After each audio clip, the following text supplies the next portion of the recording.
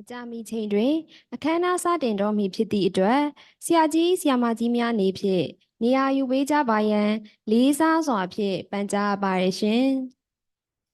တက်ရောက်ပေးပါသောဆရာကြီးဆရာမကြီးများအားလုံးကိုမင်္ဂလာနေ့လည်ခင်းလေးပါဟုနှုတ်ခွန်းဆက်သရင်ယနေ့ကျင်းပတဲ့ Practical Management of Neuropathic Pain Hybrid Webinar ပွဲကိုစတင်ဖွင့်လှစ်ကြောင်းကြေညာအပ်ပါရရှင်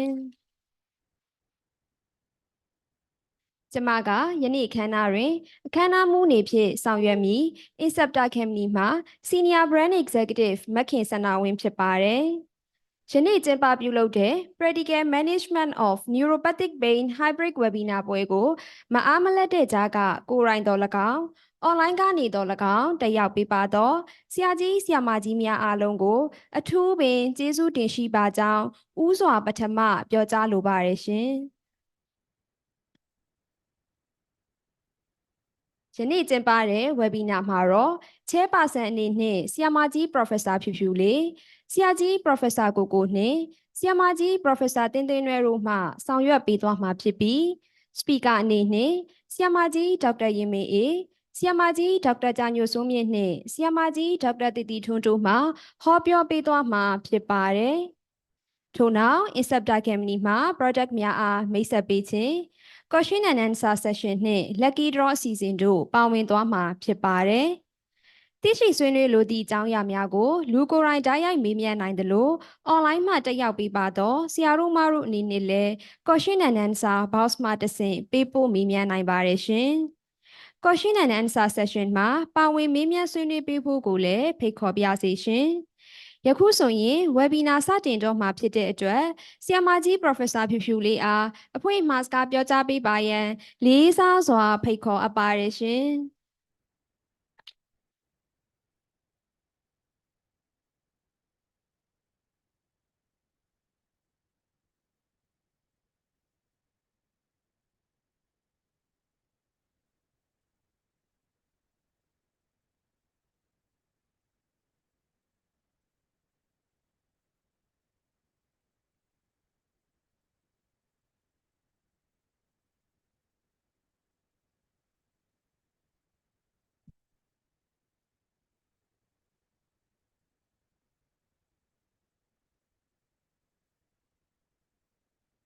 Good afternoon, everyone.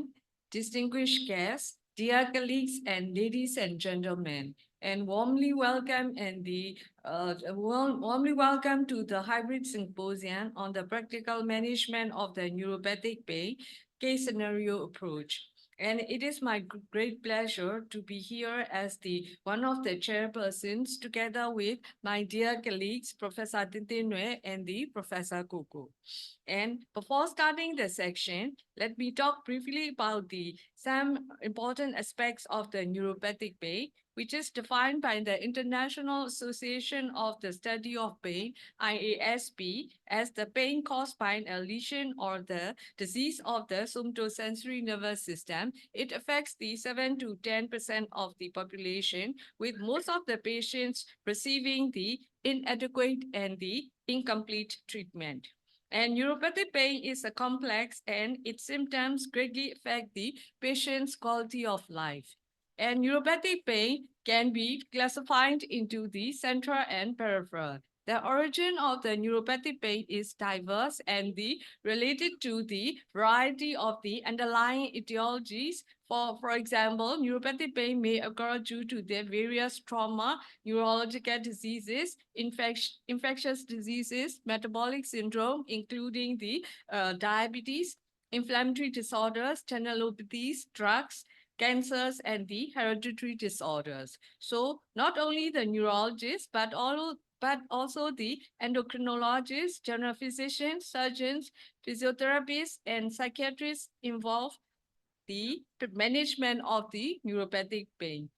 So management of the neuropathic pain now has moved from the empirical to the evidence-based medicine according to the management guidelines. For example, NICE guideline or the NIPIC guideline, etc. And new approaches are the rational combination of the therapy and the drug reposition or the repurposing and pharmacological approach and the personalized therapeutic management. And neuropathic pain management is a challenge for the most professionals in their daily clinical practice because of the heterogeneity of its etiologies, symptoms, and underlying mechanism. Neuropathic pain is a devastating condition that calls for the integrative and the patient-centered approach and the cost-specific and cost-effective approach, which are not only aimed to alleviate the pain, but also seek to improve the overall quality of the individuals living with the neuropathic pain. So today's symposium is a multidisciplinary education symposium with the integrated approach and in this symposium, general medicine and two medical specialties, endocrinology and neurology, collectively involved, and will discuss about the neuropathic pain in different aspects because patients struggle with the neuropathic pain is different etiologies, and they mostly come and visit to these neurologists, endocrinologists, and the general physicians for their devastating illnesses. And in this symposium, three eminent speakers from the different specialties will talk about the different aspects of the practical management of the neuropathic pain with case scenario approach. And each speaker has about 30 minutes for their presentations, and question and answer section will be at the end of the three speakers' presentations. And I do hope that all of you here will have up-to-date information from all the different speakers, and this can help you to have the better practice towards the neuropathic pain management. So without taking too much time, first of all, I would like to introduce the first speaker, Associate Professor Dr. Myint, who is an Associate Professor and Senior Consultant Neurologist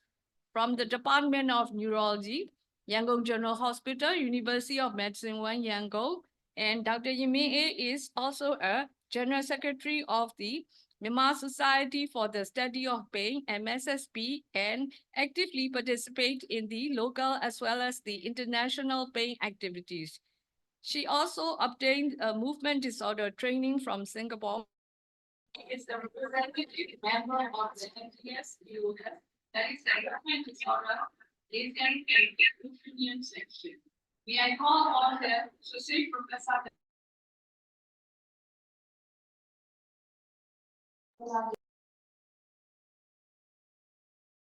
Are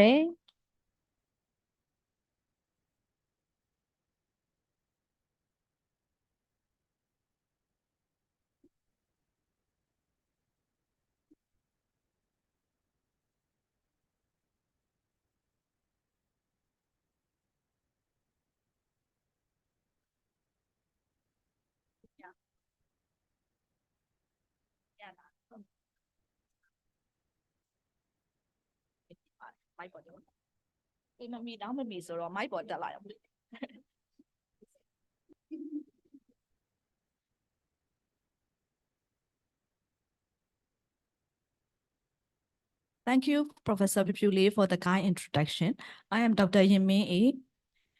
It's my great pleasure to be here as part of the academic session. Today, I will present the central neuropathic syndrome by case-based approach. Here are the contents. I will start with the overview of the neuropathic pain, and then approach to the diagnosis and management. The last part will be the common central neuropathic pain syndrome presented with case example. So what is pain? According to the IASP definition 2020, the pain is an unpleasant sensory and emotional experiences associated with or resembling that associated with actual or potential tissue damage. Pain is always a personal experience that is influenced to a varying degree of biological, psychological, and social factors. There are three categories of pain. These are nociceptive, neuropathic, and nociplastic pain. Nociceptive pain is tissue injuryကြောင့်ရတဲ့ pain ဖြစ်ပါတယ်။ Neuropathic ကတော့ central nervous system or peripheral nervous system lesion တွေကြောင့်ဖြစ်တဲ့ pain ဖြစ်ပါတယ်။ Nociplastic pain ကကျတော့ central sensitization ကြောင့်ဖြစ်တဲ့ pain အုပ်စုထဲမှာပါပါတယ်။အထူးသဖြင့် fibromyalgia လိုမျိုး pain တွေဒီ nociplastic pain ထဲမှာပါပါတယ်။ But I will mainly focus on the neuropathic pain in this session. Definition of the neuropathic pain according to the IASP is the pain originating from lesion of disease of the somatosensory nervous system. So it is a chronic pain and usually difficult to treat and often resistant to standard analgesic treatment. According to the ICD-11 criteria, chronic neuropathic pain can be classified into chronic peripheral neuropathic pain and chronic central neuropathic pain. Chronic neuropathic pain လို့ပဲအချိန်မှာခေါ်လဲဆိုလို့ရှိရင် neuropathic pain ဒီ more than 3 months ဖြစ်နေပြီဆိုရင် chronic neuropathic pain လို့ခေါ်ပါတယ်။ Chronic neuropathic pain တွေရဲ့ central cause of chronic neuropathic pain ကို ICD-11 criteria မှာတော့ chronic central neuropathic pain associated with brain injury, chronic neuropathic central neuropathic pain associated with spinal cord injury or multiple sclerosis, central post-stroke pain ဆိုပြီးတော့ထပ်ပြီးခွဲထားပါတယ်။ These are the causes of the peripheral neuropathic pain and the central neuropathic pain. Central neuropathic pain ရဲ့ causes တွေကတော့ stroke, spinal cord lesion တွေဖြစ်တယ်, multiple sclerosis, Parkinson disease, tumor and post-traumatic brain injury တွေဖြစ်ပါတယ်။ Peripheral causes တွေကတော့ infection, trauma, metabolic, diabetes, vascular, nutritional deficiency and cancer pain တွေဖြစ်ကြပါတယ်။ So what are the clinical symptoms of neuropathic pain? It can be positive symptoms and it can be negative symptoms. Positive symptoms အနေနဲ့တော့သူက spontaneously လဲလာနိုင်တယ် stimulus evoke အနေနဲ့လည်းလာနိုင်ပါတယ်။ Negative symptoms တွေကတော့ hypoalgesia တို့ hypoanesthesia တွေနဲ့လာနိုင်ပါတယ်။ Spontaneous symptoms တွေဒီ paresthesia တို့ pain spontaneous pain တွေနဲ့လာမယ်။ Stimulus evoke ဒီ allodynia, hyperalgesia, hyperpathia တွေနဲ့လာမယ်။ Paresthesia ဆိုတာလူနာတွေအမြဲတမ်းပြောနေတဲ့နာတယ်ကျင်တယ်ပူတယ်စက်တယ်ဒါတွေဒီ paresthesia တွေပါ abnormal sensation တွေ allodynia ဆိုတာကတော့ normally non painful stimulus ကို pain ရနေတာပါဥပမာအဖြစ်လက်ကလေးနဲ့တိုးလိုက်တယ်လေလေးတိုက်သွားတယ်ဒါကို pain sensation ရနေတယ် hyperalgesia ဆိုတာ normal painful stimulus ဥပမာအဖြစ်တွားကြထိုးလန်လေးနဲ့ထိလိုက်တယ်အရမ်းမနာဘူးသူကအရမ်းနာသွားတယ်ဒါဒီ hyperalgesia hyperpathia နဲ့ temporal summation ဆိုတာ exaggerated painful response to normally painful stimuli တွေကို hyperpathia နဲ့ temporal summation လို့ခေါ်ပါတယ်And this like ကတော့ကျွန်မခုနပြောထားတဲ့ symptoms တွေကိုပဲ reference လေးအနေနဲ့နောက်ပိုင်းပြန်ဖတ်လို့ရအောင်ထည့်ထားခြင်းဖြစ်ပါတယ်သိစိတ်မသွားတော့ပါဟုတ်ပြီအဲ့တော့ chronic neuropathic pain အဲ့ဒါဒီ symptom တစ်ခုမဟုတ်တော့ပါဘူး chronic neuropathic pain ကြောင့်မလို့ quality of life ဒီ impair ဖြစ်တယ် psychological တွေ psychosocial consequences တွေ marital problems တွေ sleep problem တွေ anxiety depression တွေ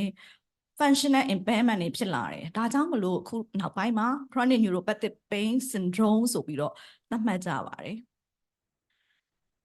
So regarding the diagnosis of neuropathic pain it is actually the challenging because of the diverse symptoms and there is no standard diagnostic procedure so it is mainly based on the clinical judgment there are many screening tools to assess the neuropathic pain but these screening methods are not a substitute for good clinical assessment. Traditionally, the diagnosis should be guided by history, clinical examination, and confirmation tests. This is the simple diagnostic approach for the diagnosis of neuropathic pain in the primary care setting. 3L approach. Listen, look, and locate. First, listen, verbal descriptor of pain, shooting, burning, patient ပြောတာတွေနားထောင်ပါမယ်ပြီးရင်ဒါဒီ တကယ်ပဲ neuropathic pain symptom ဟုတ်မဟုတ်ကို pain questionnaire တွေနဲ့ပြန် assess လုပ်ပါတယ်ပြီးရင်တော့ pain ရဲ့ severity ဘယ်လောက်ဆိုးသလဲဆိုတာကို pain intensity scale တွေနဲ့ပြန် assess ဒါမေးကြည့်ရပါတယ်ဒါဒီ listen next step ဒီသူဒီပူတယ်နားတယ်ကျင်တယ်စူးတယ်အောင့်တယ်ပြောတယ် pain intensity ကလည်းများတယ်ဆိုရင် sensory abnormalities တွေရှိနေလားခုနလိုမျိုး exaggerated painful sensation တွေရှိနေလားဆိုတာကိုကြည့်ပါတယ်ဒီနှစ်ချက် okay ဒီနှစ်ချက်လုံးရှိနေပြီဆိုလို့ရှိရင်တော့ခုတွေ့တဲ့ symptom နဲ့ signs တွေဒီပြန်ပြီးတော့ correlate လုပ်ရပါတယ် central nervous system ရဲ့ lesion တွေနဲ့ correlate ဖြစ်လာဆိုတော့ဒီ step 3ခုနဲ့ listen look and locate ဆိုပြီးတော့ထောက် outpatient clinic မှာမြန်လေးကို assess လုပ်လို့ရပါတယ်these are the pain screening tools commonly used in the clinical practice with their respective sensitivity and specificity များသောအားဖြင့်သုံးတာကတော့ဒီ LANS criteria နဲ့ DN4 criteria ပါ sensitivity specificity 80% အထက်မှာရှိပါတယ်ဒါပေမဲ့ခုနပြောထားသလိုပဲဘလောက်ပဲ sensitivity specificity ကောင်းဒါတွေဒီ not a replacement for the routine clinical assessment and examination မှာthis is the DN4 and this is a LAN pain score I will not be going into detail it is only for the reference pain intensity scale နောက် pain severity ကိုတော့ intensity scales တွေနဲ့ကြည့်ပါတယ်အများကြီးပဲ pain intensity scales တွေရတယ်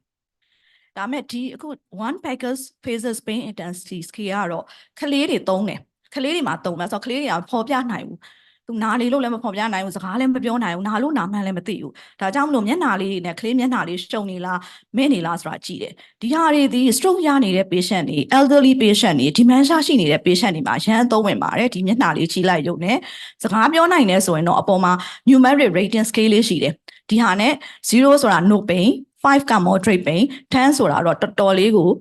ဆိုးတဲ့ pain ပေါ့ဒီဟာလေးနဲ့ assess လုပ်ပါတယ် severity ကိုthis is a neuroanatomical distribution of neuropathic pain ပြောရမယ်ဆိုရင်တော့ neuropathic pain တွေဒီအရန်သစ္စာရှိတယ်ဥပမာ peripheral pain trigeminal neuralgia trigeminal nerve ရဲ့ distribution တိုင်းပဲနားတယ် post herpetic neuralgia herpes infection ဖြစ်တဲ့ nerve root တိုင်းနားတယ် central neuropathic pain stroke ရတဲ့ contralateral to the stroke lesion မှာနားတယ် spinal cord injury pain တွေဆိုရင်သူရဲ့ at the level or below the level of spinal cord lesion မှာနားတယ်ဒါဒီသူရဲ့သစ္စာရှိနဲ့နာခြင်းမှာ so this is the assessment of neuropathic pain in primary care it's based on the 3L approach အရင်ဆုံး listen လုပ်ထားတဲ့ verbal descriptor တွေရှိလားမရှိလားရှိတယ်ဆိုလို့ရှိရင်နောက်တစ်ခုက look any sensory signs တွေရှိလား hypoallodynia တို့ hyperalgesia လို့ရှိလားဟုတ်ပြီအဲ့နှစ်ခုရှိတယ်ဆိုလို့ရှိရင်နောက်တစ်ခုကသူ့မှာ CNS system lesion တွေရှိလား disease တွေရှိလားဆိုတာအားလုံးရှိတယ်ဆိုလို့ရှိရင်တော့ဒါဒီသေးချတယ် neuropathic pain မယ် syndrome မယ်ဆိုတော့ treatment ပေးမယ်လူနာကဘာပဲ descriptor ကျင်းနေပူတယ်ဒါပေမဲ့ကိုကကြီးလိုက်တဲ့အချိန်မှာဘာမှ sensory အားရမရှိနေဘူးမရှိနေတဲ့အခါဆိုရင် လိုအပ်လို့ရှိရင် specialist referral လုပ်ရပါမယ်နောက်တစ်ခုကတော့ကိုကဆန်းလိုက်တဲ့ allodynia နဲ့ရှိတယ် underlying cause ကဘာမှမသိဘူး CNS lesion ရင်တော့လည်းမရှိဘူးဆိုလို့ရှိရင်တော့ဒါဒီ specialist referral လိုအပ်ပါတယ်this is the pain assessment comprehensive pain assessment test done by the tertiary center it's only based on the history clinical examination and the diagnostic test and based on these we differentiate neuropathic pain in possible probable and confirmed neuropathic pain ဒါကတော့ဒီဟာတွေကတော့ diagnostic test ရှုပ်ထွေးတွေကတော့အရင်ကြီးတော့လုံးထားမရှိပါဘူးခက်ခဲတဲ့ case တွေ research purposes တွေနဲ့ဆိုလို့ရှိရင်တော့ဒါလုပ်ပါတယ်So regarding management of neuropathic pain, the treatment is very challenging. As a rule, complete freedom from pain is unlikely. The drug can lessen neuropathic pain by only 30 to 50%. Difficult to control symptoms sometimes make frustration for both patients and the physicians. So we should set the realistic goal before initiation treatment. There are also limited randomized control studies on central post-stroke pain therapy, and the choice of drug is independent of etiology. And generally, central neuropathic pain treatment include same class of drugs used to treat peripheral neuropathic pain. The presence of comorbid condition and psychological consequences of pain should be taken into consideration at treatment planning. So multimodal, multidisciplinary pain management strategy, including rehabilitation, psychological support, is the cornerstone of management. But in some cases, individual treatment plan may be needed. Okay, so this is the schematic presentation of the management approach in neuropathic pain. Once neuropathic pain is diagnosed, it is important to treat underlying conditions and comorbidity, and then start pharmacological and non-pharmacological treatment to reduce pain. So in order to reduce overall quality of life, to improve sleep, reduce psychological consequences. So there are the three treatment options: pharmacological approach, non-pharmacological approach, and in the interventional approach. In non-pharmacological approach, physical rehabilitation, cognitive behavioral therapy, complementary medicine, including the acupuncture, meditation, massage, and the relaxation techniques. Interventional therapy includes peripheral nerve block, dance, neurostimulation, like spinal cord stimulation, and the motor cortex stimulation. But these are not available in our country. So this is the summary recommendation of the pharmacological management of neuropathic pain. The recommendation are European Society, NICE, Canadian Pain Society, Neuropathic Pain Interest Group, guidelines compare လုပ်ထားတာပါ European guidelines ကတော့ neuropathic pain ကိုအသေးစိတ်လေးပြန်ပြီးတော့ခွဲထားပါတယ်။နောက် peripheral central peripheral မှာ diabetes post herpetic trigeminal ဆိုပြီးတော့ကြည့်လိုက်လို့ရှိရင်တော့အကုန်လုံးဆေးတွေကတော့ဒီဆေးတွေပါပဲ။နည်းနည်းများတူတယ်နည်းနည်းလောက်ပဲကွဲတာတွေရှိတယ်။ Now first line အနေနဲ့ central neuropathic pain မှာ gabapentin, pregabalin နဲ့ tricyclic antidepressant ကိုသုံးပါတယ်။ second line ဒီ tramadol နဲ့ general strong opiate တွေသုံးတယ်။ the third line fourth line ဒီ central post stroke pain မှာ lamotrigine ကိုထည့်ထားပါတယ်။ multiple sclerosis မှာတော့ MS ကိုထည့်ထားပါတယ်။ This is the flow chart of treatment for central neuropathic pain เนาะဒီဟာလေးကတော့ clinical practice မှာလည်း useful ဖြစ်မယ်လို့ထင်ပါတယ်။ရင်ဆုံး central neuropathic pain နဲ့လာပြီးဆိုရင် pharmacological management ရယ် non pharmacological management ကိုစဉ်းစားပါတယ်။ဆေးပေးတော့မယ်ဆိုလို့ရှိရင် first line ဆေးတွေ tricyclic antidepressant amitriptyline တို့နောက် SNRI venlafaxine duloxetine ဒါမှမဟုတ် gabapentin pregabalin အုပ်စုအဲ့ဒီ first line အုပ်စု medicine တွေကိုရွေးတယ် monotherapy နဲ့စပါတယ်ပြီးရင်တော့ treatment response ရှိမရှိရောအနည်းဆုံး at least 4 to 6 weeks စောင့်ကြည့်ပါတယ်နောက်ဆေးကိုတော့ maximum tolerable dose အထိကို titrate လုပ်သွားပါတယ်အဲ့ဒီမှာ first line therapy maximum tolerated dose ရောက်ပြီး pain control မရဘူးဆိုလို့ရှိရင်တော့တခြားကတော့ combination သုံးလို့ရတယ်သို့မဟုတ်တခြား alternative first line ကိုပြောင်းပါတယ်ပထမ amitriptyline ပေးထားရင်နောက်တစ်ခါ different class of medicine ဖြစ်တဲ့ pregabalin ကိုသုံးလို့ရတယ်။အော်ဒါမှမဟုတ်လို့ရှိရင်လည်း combination therapy ကိုသုံးပါတယ်။ဒါပေမဲ့ combination therapy သုံးလို့ရှိရင်တော့ side effect တွေ drug interaction တွေဒါတွေကိုတတိထားရပါတယ်။ first line treatment ကို4 to 6 week combination လဲ trial လုပ်ပြီးမရဘူးဆိုလို့ရှိရင်တော့နောက်တစ်ခါ second line treatment ကို second line treatment မှာ opiate တွေပါလာတယ် opiate မှာlow strong ဖြစ်တဲ့ဟာတွေပါလာတယ် weak ဖြစ်တာတွေပါလာတယ် botulinum toxin တွေပါလာတယ်အဲ့ဒါနဲ့မှ control မရရင်တော့ neuro modulation ထိသွားပါတယ်ဒါဒီ step by step approach to the treatment this is the first line medication for neuropathic pain but I will not be present in detail so this is the last part of my presentation I will present 3 cases the first case the case 1 Mr. WM, 65-year-old gentleman presenting with UK ache, progressive stiffening and pain on the right side of the neck and upper limb for 2 years. တော်တော်နားတယ်လာတော့ သူရဲ့ pain ရဲ့ descript ဘယ်လိုလုပ်လဲဆိုလို့ရှိရင်နာတယ်အောင့်တယ်ကျင်တယ်စူးတယ်ပူတယ်လေတိုက်တာလေးတောင်နာတယ်အဲကွန်ခန့်နဲ့နေလို့လုံးဝမရဘူးအင်ကြီးလဲတဲ့ဝတ်တယ်ဒီအပေါ်ကအင်ကြီးလေးနဲ့ထိလိုက်တောင်တော်တော်နာတယ်လက်ကညာဘက်ဒီလက်တွေကအဲ့ဒါနာတဲ့အတွက်ကြောင့်မလို့သူဒီညာဘက်ကိုအဲ့ဒီညာဘက်ကိုစောင်းပြီးမအိပ်နိုင်ဘူးစောင်းမအိပ်နိုင်တော့ sleep quality ကလည်းတော်တော်လေး poor ဖြစ်တယ်နာတော့ဒီညာဘက်လက်ဒီဘာမှကင်လို့မရဘူးဖောင်တိတ်လေးတောင်ကင်လို့မရဘူးရေလည်းတောက်လို့မရဘူးအဲ့ဒါက2 years လောက် progressive ဖြစ်လာတယ်2 နှစ်လောက်ဖြစ်လာတယ်ဒီ6လအတွင်းမှာသူက6လောက်ပါပို့ပြီးတော့ပါလာတယ်လက်တွေရော6လောက်တွေပါ6လောက်မှာလည်းနာတယ်အောင့်တယ်ပေါင်တွေတင်မားတွေရမ်းနာတယ်ပိန်တွေရလာတယ်လမ်းလျှောက်ကခက်လာတယ် stiff ဖြစ်လာတယ်လှုပ်ရှားလို့မလွယ်ဘူးဒီလို symptoms တွေနဲ့လာတယ်နောက်ဆုံးကျတော့သူဒီ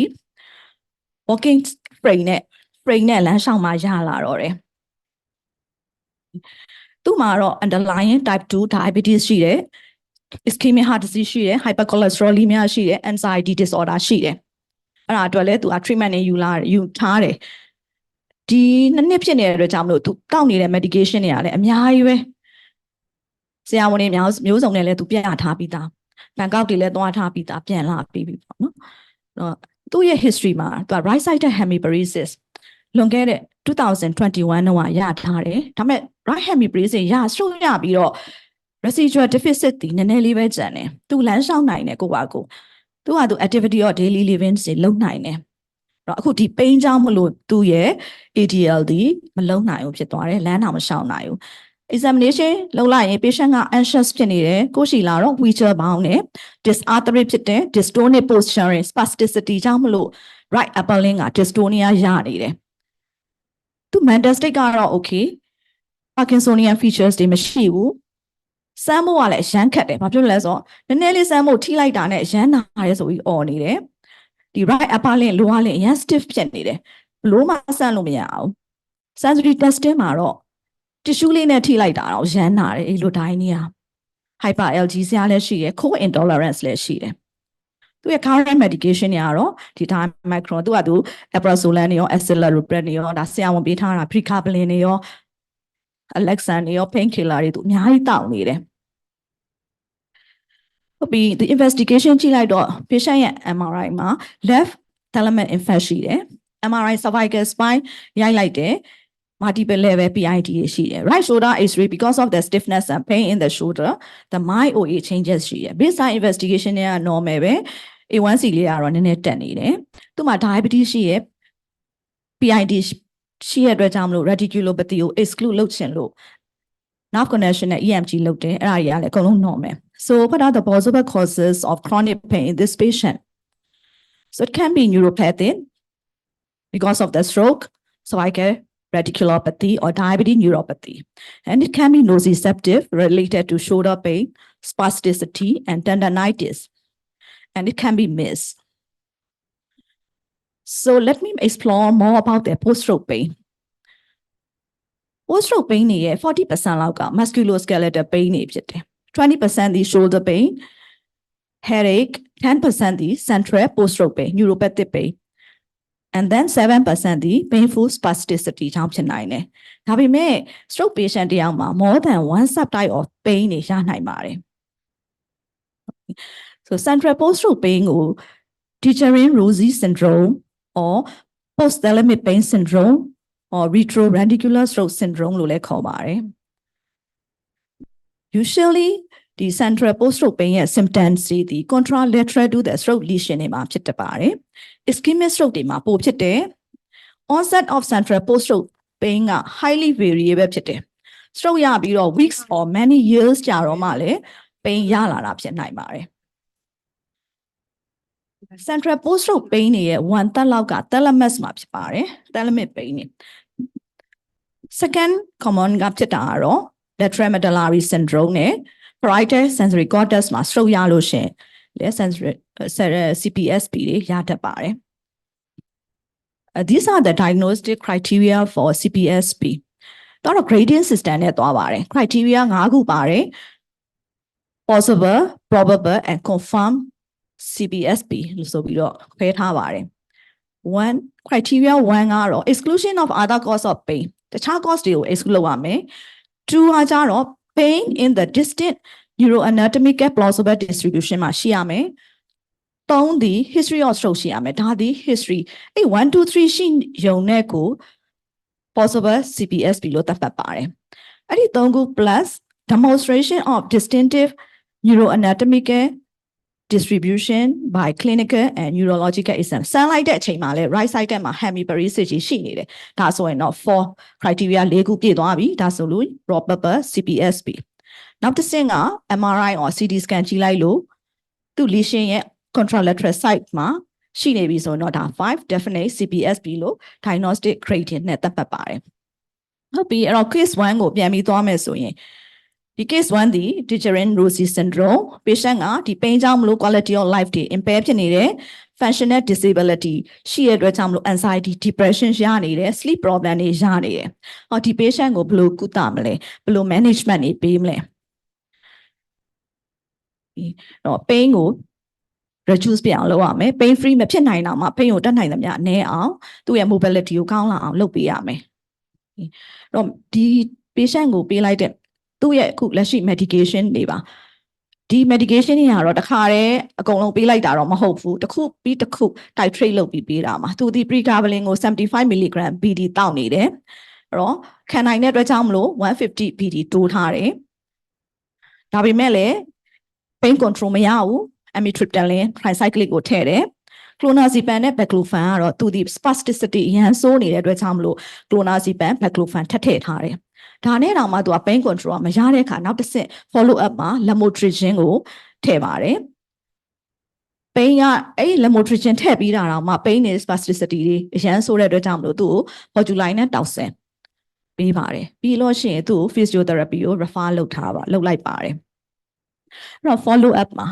2 years ပေါ့နော် years 6 months 1 year follow up ကြည့်လိုက်တဲ့အခါကျတော့သူရဲ့ numeric pain rating scale ဒါတော့လူနာဒီ night တော်တော်လေးဆိုတယ်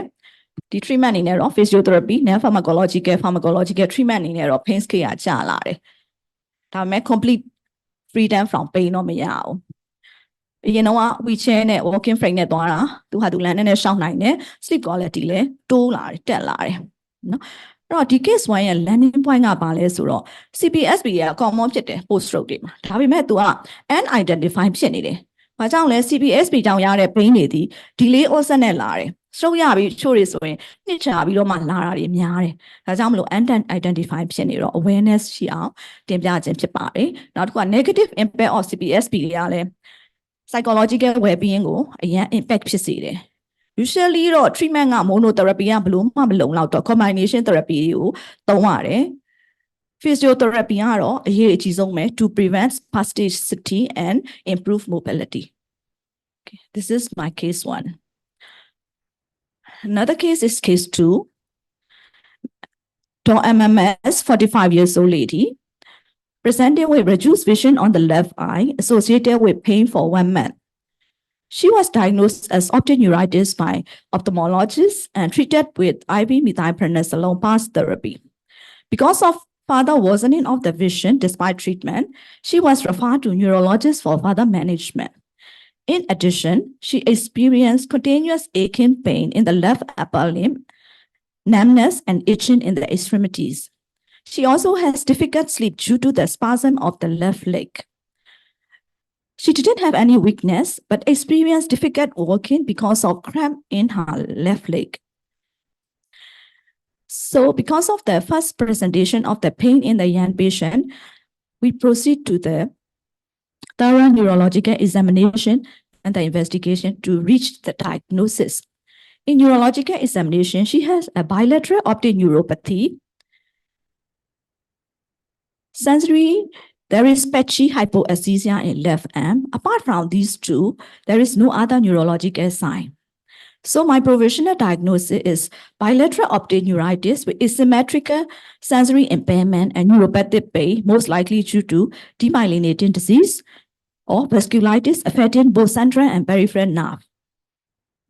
So we proceed investigation, baseline investigation all normal, anti-aquaporin 4 antibody, anti-MOG antibody, ANA, ENA all negative, MRI brainwave contrast show periventricular hyperintensity, most likely demyelinating disease. The MRI cervical spine will contrast show patchy area of hyperintense signal. In CSF study, CSF protein is mildly raised, the cell is 80 and normal sugar. CSF TB-PCR is negative and normal nerve condition steady. So my final diagnosis is bilateral optic neuritis due to demyelinating disease, multiple sclerosis based on the McDonald criteria. But the patient concern is just very worried about the vision loss and the pain and spasm of the limb affecting the sleep. Okay, these are two symptoms. So let me explain briefly on the pain in the MS. Multiple sclerosis is inflammatory demyelinating disorder of central nervous system. Lesions commonly occur in the white matter of the brain and spinal cord, can also occur in the brainstem and the optic nerve. Pain is a common symptom and the initial manifestation in 1% of the case.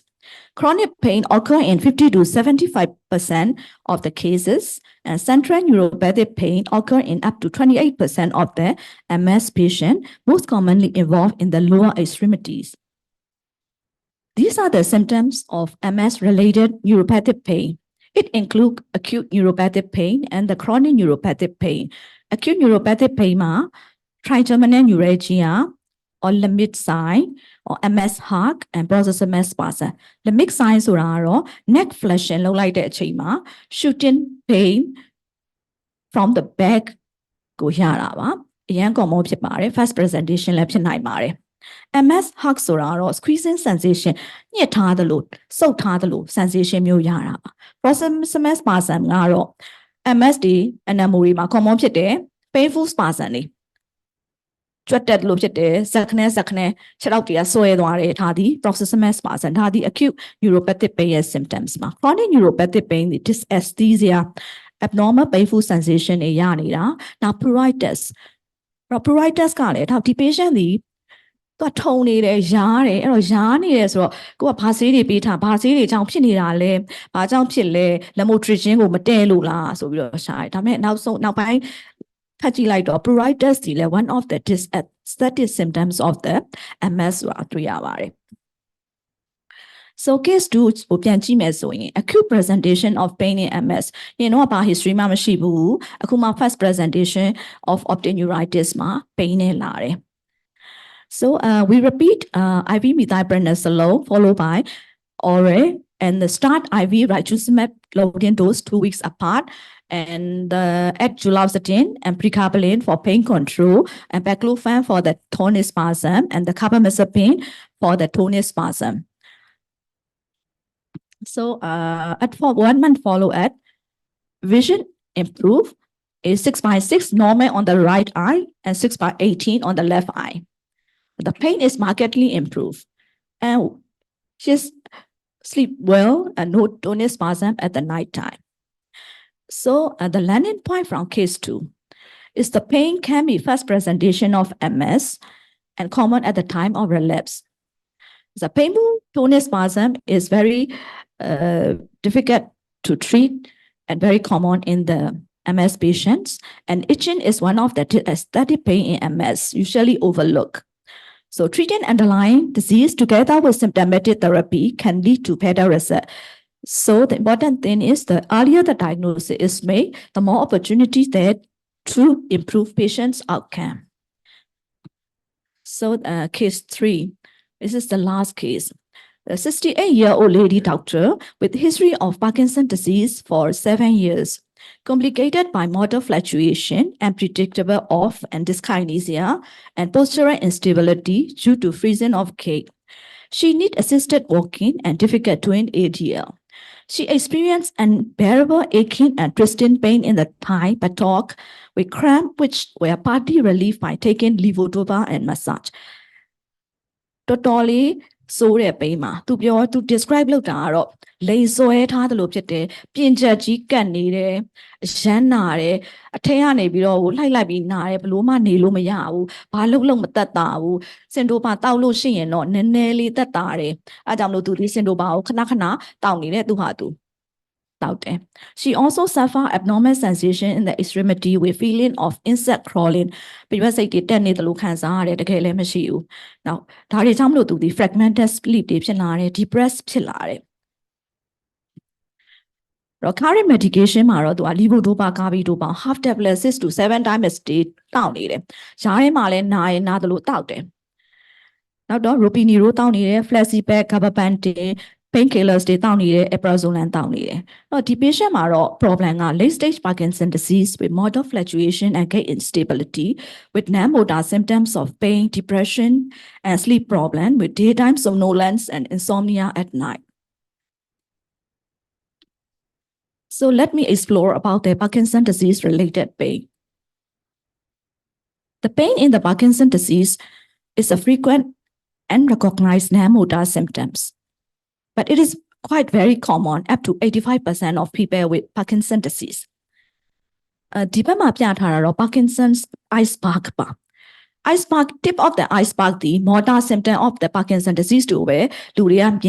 tremor, rigidity, echinacea. How we met the care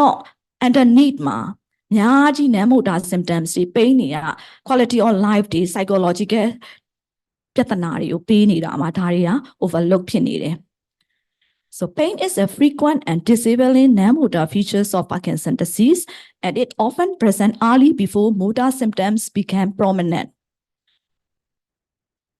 So the prevalence of Parkinson-related pain depends on the age of the patient, the stage of the disease, as well as on the concomitant factor and comorbidities. Depression, shine, pobiro, sore.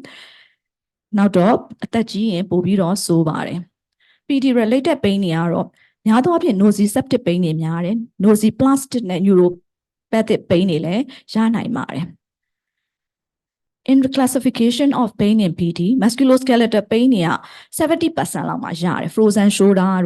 camptocomia, so Parkinson's disease, that's so like kai pain. Now, peripheral neuropathic pain radiculopathy, small fiber neuropathy, large fiber neuropathy, now dystonia, to chill out the colare, let the goat Tajamule pain, acathetic pain, breast leg syndrome, the Parkinson's disease by Yanko Mopsete. Taria left 45% of Maneo, the Torin, the Wellamashi, central neuropathic pain frequency are very cheap, 10 to 40% Lamashi. The paresthesia in a fumigation pain pains on the trauma, Kauli, Tenny the Lumio, Kansara, abnormal sensation Kansare. Obama machine. Now the coat hanger pain, so Parkinson's disease, autonomic neuropathy, postural hypotension, the levine coat the wema pain, now coat hanger pain look over. Met Parkinson's disease, more than one type of pain, the Korea yamerum, musculoskeletal pain and neuropathic pain, central pain, acathetic pain, So regarding management of pain, there are no studies and no recommendation.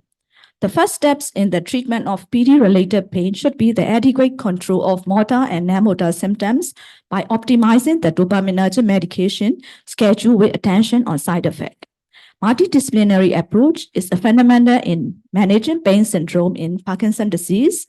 If pain does not respond after such optimization, neuromodulation may be considered. So case 3 is difficult to treat Parkinson-related pain. To go a levodopa medication optimize look there, Kanakamata mare, Nilebema, hypersomnolent, needed a download rupini road, dose shore light there, Julavs the tentere, capapentio, to store, flassy peppy tare, not kua, physiotherapy, alternative medicine, trying look psychological support beating. Follow up motivation below level. Pay a lower improvement, people lobe, follow a line, Luma Lolumia, whichever bound Pilare, Goshilare, now follow up tema. No papillare solo, the patient lavi solution, coma, a young frustrated line. A palo biaming, a palo amle, the Kakajara depressed pillar. A lorry pillar, that I'm low difficult to treat pain in a 2 year come, a patient named Hopu, a Daniel's physician name, frustrated pillar, anxiety, the yalare. The care the patient solution are deep brain stimulation, neurostimulation. မဲ့ဒါသည်မြန်မာပြည်မှာလုပ်လို့မရဘူးเนาะအဲ့ဒါကြောင့်မလို့ resource limited country မှာဖြစ်တဲ့မြန်မာပြည်မှာ Parkinson's disease pain တွေဒီအရင် difficult ခက်ပါတယ်เนาะ psychosocial support ဘယ်လောက်ပေးလဲမရပါဘူး so case real learning point ကတော့ pain treatment in PD remain an unmet need because only about half of the patient with pain use analgesic and pain is often managed by simply increasing dose of PD medication. But pain treatment should follow multimodal approach, a careful combination of pharmacological agent, non-pharmacological agent, depending on the type of the pain and the clinical context. Managing patient expectation and psychosocial support is the cornerstone of management. So here are the take-home messages.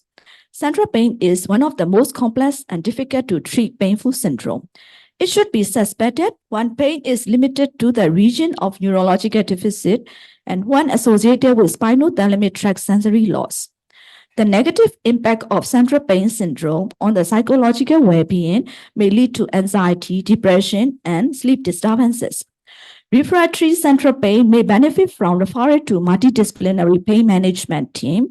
It is necessary to find a balance between best possible analgesia and the maintenance of desirable cognitive and functional capacity, providing good quality of life.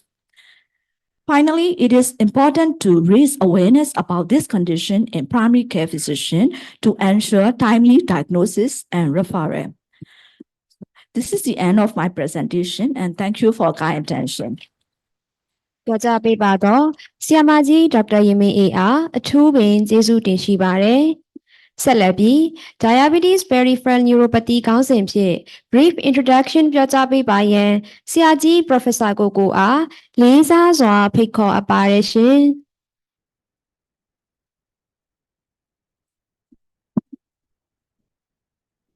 ဓမ္မတော်ရင်မေးကျေးဇူးတင်ပါတယ်ကျွန်တော်တို့သိတာကဒီ pregabalin ကို usually ကတော့ကျွန်တော်တို့ diabetes မှာကျွန်တော် peripheral neuropathy မှာတားသုံးတာအဲ့တော့ central pain တွေမှာလည်းသုံးတယ်ပေါ့နော်ဆရာမတို့ပေးထားတာပက်ပဲကျွန်တော်တို့ကြည့်တာတော့ pregabalin 150 BD ရောနော် tripta တွေရော lamotrigine တွေရော tramadol တွေရောကျွန်တော်အဲ့လောက်ကြီးမရဲဘူးပေါ့နော်သူတို့တော်တော်ရဲတာဒါတော့သူတို့အဲ့မပြောက်ဘူးပြောတယ်အဲ့တော့ဘယ်လိုကျွန်တော်တို့ကတော့ခုတော့သူတို့ကတော့မရဲဘူးကျွန်တော်တို့တော့ diabetes peripheral neuropathy မှာကျွန်တော်တို့သုံးနေကြပါတယ်အဲ့ဒါနဲ့ပတ်သက်လို့ကျွန်တော်တို့ဒီနေ့ diabetes peripheral neuropathy က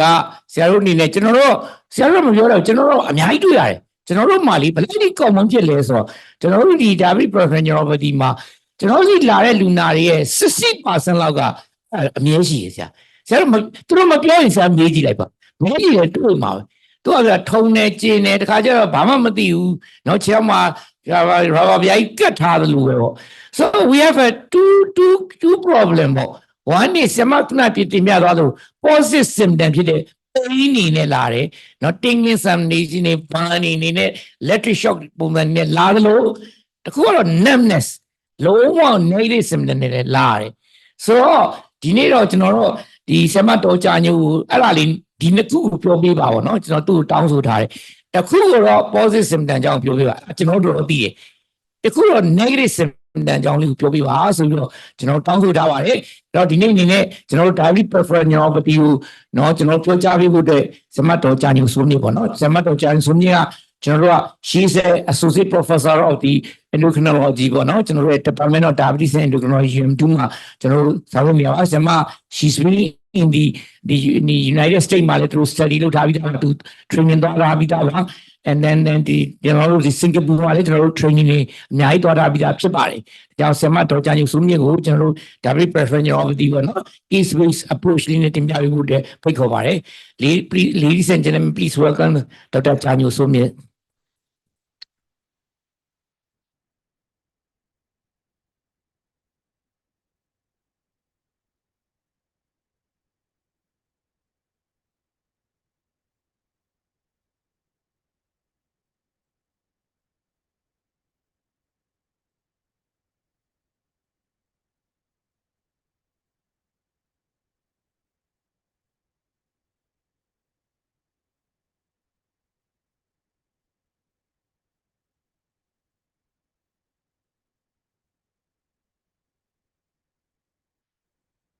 Good afternoon, CIE Chairperson, Madam Chairperson, and all my senior and junior colleagues. ဒီနေ့ကတော့ဆရာကြီးပြောသွားသူပဲကျွန်မ case နှစ်ခုနဲ့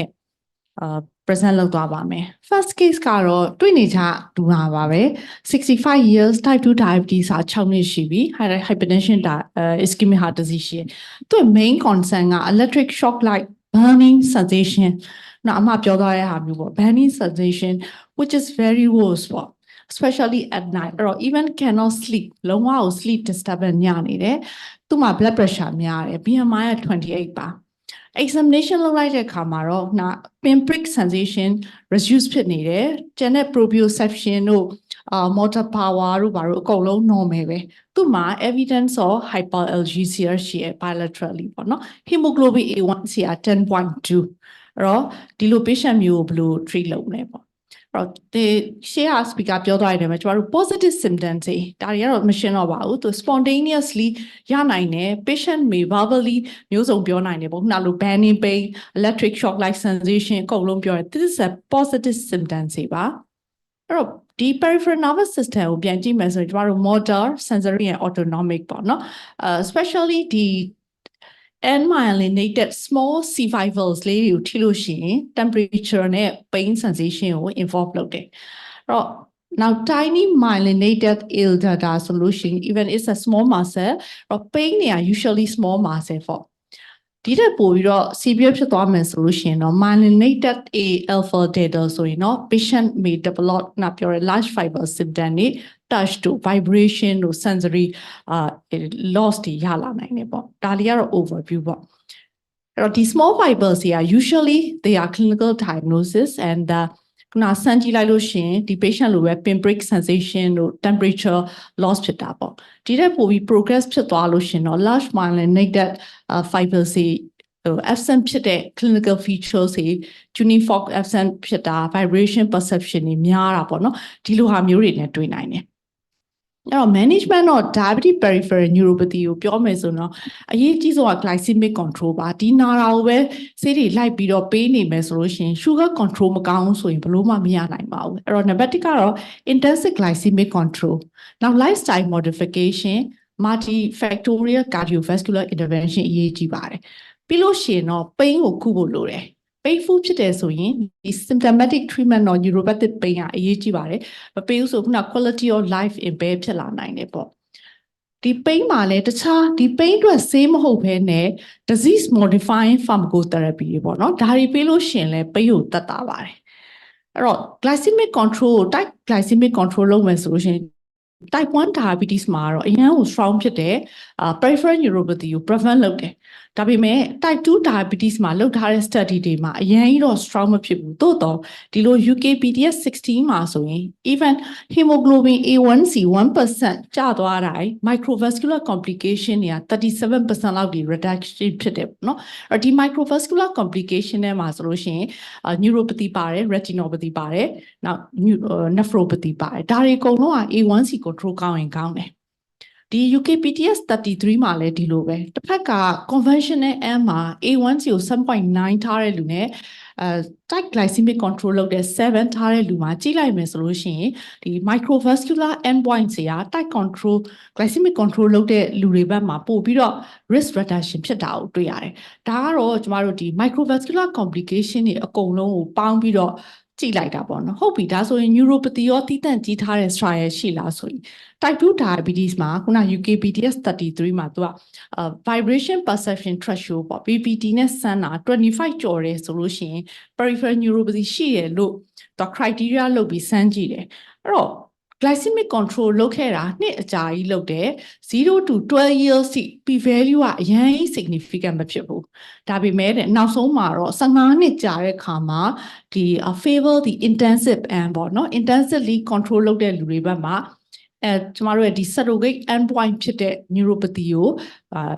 တက်တာစီအောင်တွေ့ရပေါ့နော်ဒါကြောင့်မို့ type 2 diabetes တွေမှာ glycemic control လုပ်ဖို့လိုလားဆိုလိုပါတယ်ဒါပေမဲ့ type 1 တွေလိုမျိုးခဏလေးနဲ့မသိတာဘူးသူ့ရဲ့ effect တွေက long term ကြာမှတွေ့ရတာကိုတွေ့တယ်အဲ့တော့ဒီ diabetes ပဲပြောတယ် metabolic control တွေရေးကြီးလားဆိုရေးကြီးပါတယ်နောက်ပိုင်းမှာဒီ peripheral neuropathy ဖြစ်ရတဲ့ cause တွေထဲမှာ not only the hyperglycemia obesity and insulin resistant ပေါ့ခုန case 1ဆိုလို့ရှိရင်သူ့ရဲ့ BMI 28ဖြစ်နေတယ်အဲ့တော့ obesity နဲ့ insulin resistant ကိုကုမှသာတယ်သူကနောက်ပိုင်းမှာမကူဆိုရင် apoptosis ရနိုင်တယ် neuronal failure ဒီ reactive oxygen species တွေထွက်လာတယ်ပေါ့နော်ဒါကြောင့်မို့ကျမတို့ obesity ရှိရင်ကုသင့်ပါတယ် hyperglycemia ကိုလည်းကုသင့်တယ် dyslipidemia လည်းကုသင့်တယ်အဲ့တော့ type 2 diabetes ရဲ့ neuropathy ကိုဖြစ်စေတဲ့ related risk trial လုပ်ကြည့်တဲ့အခါမှာ dyslipidemia လည်းပါတယ်ဒါကြောင့်ကျမတို့ glucose control တွေမဟုတ်ကိုလုပ်လို့ရနိုင်တဲ့ဒီ metabolic control တွေအကုန်လုံးကိုလုပ်ဖို့လိုတယ်နောက်တစ်ခုကတော့ pain ပေါ့နော် treatment of the pain ဆိုရင် pain မှာတော့ဒီ diabetic peripheral neuropathy ကို FDA approve လုပ်ထားတာ pregabalin ရဲ့နောက် 8% capsaicin patch ရဲ့ duloxetine ရဲ့3ခုပဲရှိတယ်သို့တော့ apart from that we can use ပေါ့တခြားဆေးတွေကိုလည်းအကုန်လုံးသုံးလို့ရပါတယ်အဲ့တော့ဒီဆေးတွေကိုမပြောခင်မှာmechanism လေးကို just ပေါ့နော်ဘာလို့လဲဆိုတော့ဒီမှာ pregabalin နဲ့ gabapentin အုပ်စုကိုကြည့်လိုက်ရင် they block the calcium channel ပေါ့လေအကြမ်းမြင်ပြောရင်တော့ calcium channel ကနေ neurotransmitter နေရာကို block လုပ်တယ်နောက် sodium channel block လုပ်တဲ့ carbamazepine တို့ lamotrigine တို့ကိုလည်းဒီ peripheral neuropathy မှာသုံးတယ်ပေါ့နော်နောက် capsaicin ကဒီနားမှာရှိတဲ့ transient receptor ဒီ potential flavonoid ဆိုတာလေးကို block လုပ်တယ်သူတနေရာစီလောက်ကြတယ်ပေါ့နော်ဒီဘက်က duloxetine ရဲ့tricyclic တွေအကုန်လုံး tramadol တွေကဒီဘက်က serotonin နဲ့ noradrenaline ကို block လုပ်တယ်ဘာလို့ဒီ mechanism လေးကိုအကြမ်းမြင်သိဖို့လိုလဲဆိုလို့ရှင်တော့နောက်ပိုင်းမှာ combination တွေပေါင်းတဲ့အခါမှာကျွန်တော်တို့ mechanism မတူတာကိုပေါင်းတယ်ပေါ့နော်ဒါကြောင့်မလို့ဒီ mechanism တနေရာလေးစီမှာမတူတဲ့ဟာတွေတော့ combination ပေးလို့ရပါတယ်အဲ့တော့FDA က3ခုပဲလို့ပြောပေမဲ့အခု currently မှာ painful neuropathy အတွက်သုံးလို့ရတဲ့ဆေးတွေအများကြီးရှိတယ် gabapentinoid စီပေါ့နော်အဲ့ဒီမှာ pregabalin နဲ့ gabapentin ပါတယ်နောက် serotonin နဲ့noradrenaline blockers တွေကတော့ duloxetine valproxen နဲ့ desvelestine ပေါ့ကျန်တာတွေတော့ကျွန်တော်စီမှာမရှိဘူးနောက် tricyclic တွေသုံးလို့ရတယ် sodium channel blockers တွေထဲမှာတော့ carbamazepine နောက် lamotrigine ပေါ့ဒါတွေရှိတယ် opiates တွေကတော့ရှိတယ်တိုးတော့နောက်ပိုင်း guideline တွေက opiates တွေကိုတိတ်ပြီးတော့မသုံးတော့ဘူး because of the side effect and the dependence ပေါ့နော်ဒါတွေရှိတယ် these are the oral medication oral မဟုတ်ဘဲနဲ့နောက်ပိုင်းဒီ diabetic peripheral neuropathy အတွက်ကိုပဲဒီတန်ကတော့ spinal cord stimulation ဆိုတာသုံးလို့ရတယ် and the 8% capsaicin topical ပေါ့နော်ဒါတော့ non oral ပေါ့နော် oral မဟုတ်တဲ့တခြားမယ်ဒါတော့ကျွန်တော်စီမှာအကုန်တော့မရပြီမဲ့ဒီ current option တွေဒါတွေအကုန်လုံး diabetic peripheral neuropathy မှာသုံးလို့ရပါတယ်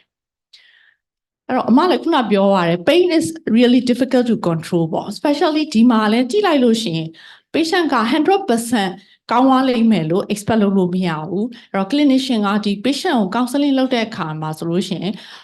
eliminate the pain ပေါ့ pain ကိုလုံးဝ eliminate ဖြစ်ချင်မှဖြစ်မယ်ဒါ reduce ဖြစ်တယ်ဆိုရင်ကိုကိုယ့်ရဲ့ treatment aim အောင်မြင်တယ်ပေါ့ဘာလို့လဲဆိုတော့ဒီဆေးတွေကိုစမ်းထားတဲ့ clinical trials တွေအကုန်လုံးရဲ့သူကဒီဆေးကပိုကောင်းတယ်တတ်တာတယ်ဆိုတဲ့ဟာတွေအားလုံးက pain ကိုခုနပြောတဲ့ score တွေနဲ့ဆိုရင်30% reduction ဖြစ်ရင်သူကဒီဆေးကိုကောင်းတယ်ဆိုပြီးပြောတာပေါ့နော်ဒါကြောင့် we expect 30 to 50% of the original pain ဆိုရင်တော့ဒါ treatment က successful ဖြစ်တယ်လို့ပြောရပါမယ်ဒါကတော့နောက်ဆုံးထွက်ထားတဲ့ကျမတို့ရဲ့ ADA ရဲ့ peripheral neuropathy recommendation ပေါ့နော်ဒီမှာတော့ခုနပြောသားသလိုnon-pharmacological therapy တွေမှာbehavioral exercise ဆိုပါတယ်နောက်capsaicin ပါတယ်နောက် opiates တွေတော့ဒီမှာတိတ်မသုံးတော့ဘူးတခြားဆေးတွေကတော့ထုံးစံတိုင်းပဲဒီ anticonvulsant တွေ SNRI တွေ tricyclic တွေပေးလို့ရတယ်နောက်ပိုင်းမှာ combination therapy and the pharmacological နဲ့ nutraceuticals တွေ nutraceuticals ဆိုတာခုနပြောတဲ့ pathological based treatment တွေပေါ့နော်ဒါတွေကိုလည်းဒီနောက်ပိုင်းမှာပြောလာကြတယ်အဲ့တော့ဒါကတော့ what we can use in the diabetic peripheral neuropathy ပေါ့အဲ့တော့ဒီထဲမှာpregabalin ကိုကြည့်မယ်ဆိုလို့ရှိရင်တော့သူ့ရဲ့ efficacy ပေါ့ဘယ်လောက်ထိကောင်းလဲဆိုလို့ရှိရင်သူpregabalin ကို300 mg လောက်တော့ပေးရတယ်300 mg per day ပေးလိုက်လို့ရှိရင်တော့သူ့ရဲ့ trial တွေအကုန်လုံးကအနည်းဆုံး8 weeks လောက်လုပ်ရတယ်2လလောက်တောင်းရတယ်ပေါ့နော်အဲ့မှာဒီ placebo နဲ့စာလို့ရှိရင်တော့ခုနပြောတဲ့ pain score တွေအများကြီး improve ဖြစ်တာကိုတွေ့ရတယ်နောက်သူ့ရဲ့ safety ပေါ့ safety နဲ့ tolerability efficacy ကိုကြည့်တယ်ဒီမှာ 50% improvement ပေါ့ more than 50% improvement ဆိုတာတော်တော်ကြီးတက်တာလို့ပြောရပါဆိုကျမတို့က30% လောက်ဆိုရင်တော့ကောင်းတယ်လို့ပြောတာ ပြောရဲဆိုတော့เนาะအဲ့တော့150 milligram လောက်ပေးမယ်ဆိုရင် more than 50% improvement က1သက်လောက်မှာရှိတယ်600 milligram ပေးရင်တော့တစ်ဝက်လောက်ရှိတယ်ဒါကတော့ more than 50% pain reduction ပေါ့ဟုတ်ပြီအဲ့တော့30%လောက် reduction ဆိုရင်တော့တော်တော်များများ dose မှာရပါတယ်150 milligram ပေးရင်တော့ nearly half လောက်ပေါ့နှစ်ယောက်မှာတစ်ယောက်လောက်က more than 30%လောက်ထိ pain သက်သာတာကိုတွေ့ရတယ်ဒါပေမဲ့600ပေးရင်တော့တူတက်လောက်ထိ pain relief ဖြစ်တာတွေ့ရတယ်ဒါပေမဲ့အဲ့ဒီအချိန်မှာပဲ patient may have some of the side effect like weight gain တို့เนาะ headache တို့ nausea တို့ဒါမျိုးလေးတွေလည်းရနိုင်တယ်အဲ့တော့ဒီ treatment of painful neuropathy ကြည့်မယ်ဆိုရင်ပထမဆုံးကတော့ confirm it is a neuropathic pain ပေါ့နော် because diabetes peripheral neuropathy ကတော့ exclusion need to exclude the other causes of neuropathy ပေါ့ now choice of the first line the drugs တွေပေါ့နော်အဲ့ဒီမှာခုနပြောရတဲ့ anticonvulsant က pregabalin gabapentin ရှိမယ် SNRI တွေရှိမယ် tricyclic ရှိမယ်၃မျိုးရှိမယ်ပေါ့ဒါကို first line အနေနဲ့သုံးတယ် sodium channel blockers တွေတော့သုံးလို့ရတယ်တချို့တွေကတော့ဒါကို second line အနေနဲ့ထားတယ်အဲ့ဒီထဲမှာ OPH ကိုသိမ့်မသုံးလိုက်ပြီးရင်ကြည့်မယ်ပေါ့ effect မရှိဘူးလားရှိလဲပေါ့နော် no effect ဆိုတာဘာကိုပြောရလဲဆိုတော့ခုန pain score တွေမှာလုံးဝမသက်သာဘူးဆိုရင် that is no effect or consider the different first line therapy ဒါဆိုရင်တော့တခြားတစ်ခုကိုပြောင်းဖို့လိုမယ်တက်တာရဲ့သို့တော့ partial effect ပဲရတယ်ဆိုလို့ရှိရင်တော့ we can consider the combination of first line therapy ဒီ first line therapy တွေကို combine လုပ်လို့ရတယ်ဒါပေမဲ့ခုန trial တွေထဲမှာအနည်းဆုံး4 to 13 weeks စီတော့ပေးရတာတွေ့တယ်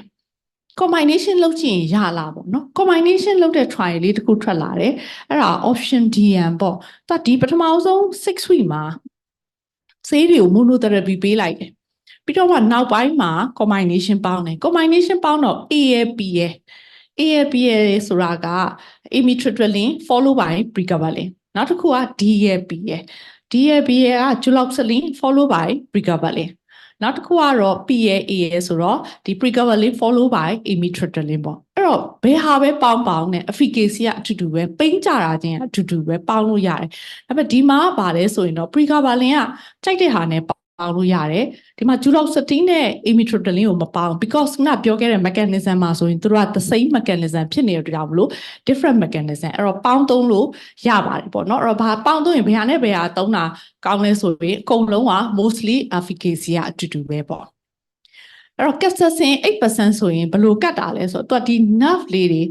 cutaneous မှာရှိတဲ့ nerve လေးတွေကိုdefunctionalize လုပ်လိုက်တာပေါ့နော်ကတ်လိုက်လို့ရှိရင်သူကဒီမှာ receptor agonist ဖြစ်တယ်တခါကဲ့ရင်တော့30 minutes လောက် post herpetic တွေဆိုတော့60 minutes လောက်ကတ်ရတယ်ကတ်ပြီးရင်တော့သူက3လလောက် defunctionalize ဖြစ်သွားတဲ့ကြောင့်မလို့ pain သက်သာသွားတယ်ပေါ့နော်ဒီ capsaicin ကတော့ဒီမှာလောလောဆယ် 8% တော့မရှိဘူး 0.075 တွေတော့ရှိတယ်ပေါ့နော်ဒါလေးရှိတယ်ဒါမှမရအောင်ဆိုတော့ကျမတို့ special pain clinic ကိုလွှဲဖို့လိုတယ် spinal cord stimulation တို့ TENS တို့လုပ်လို့ရပါတယ်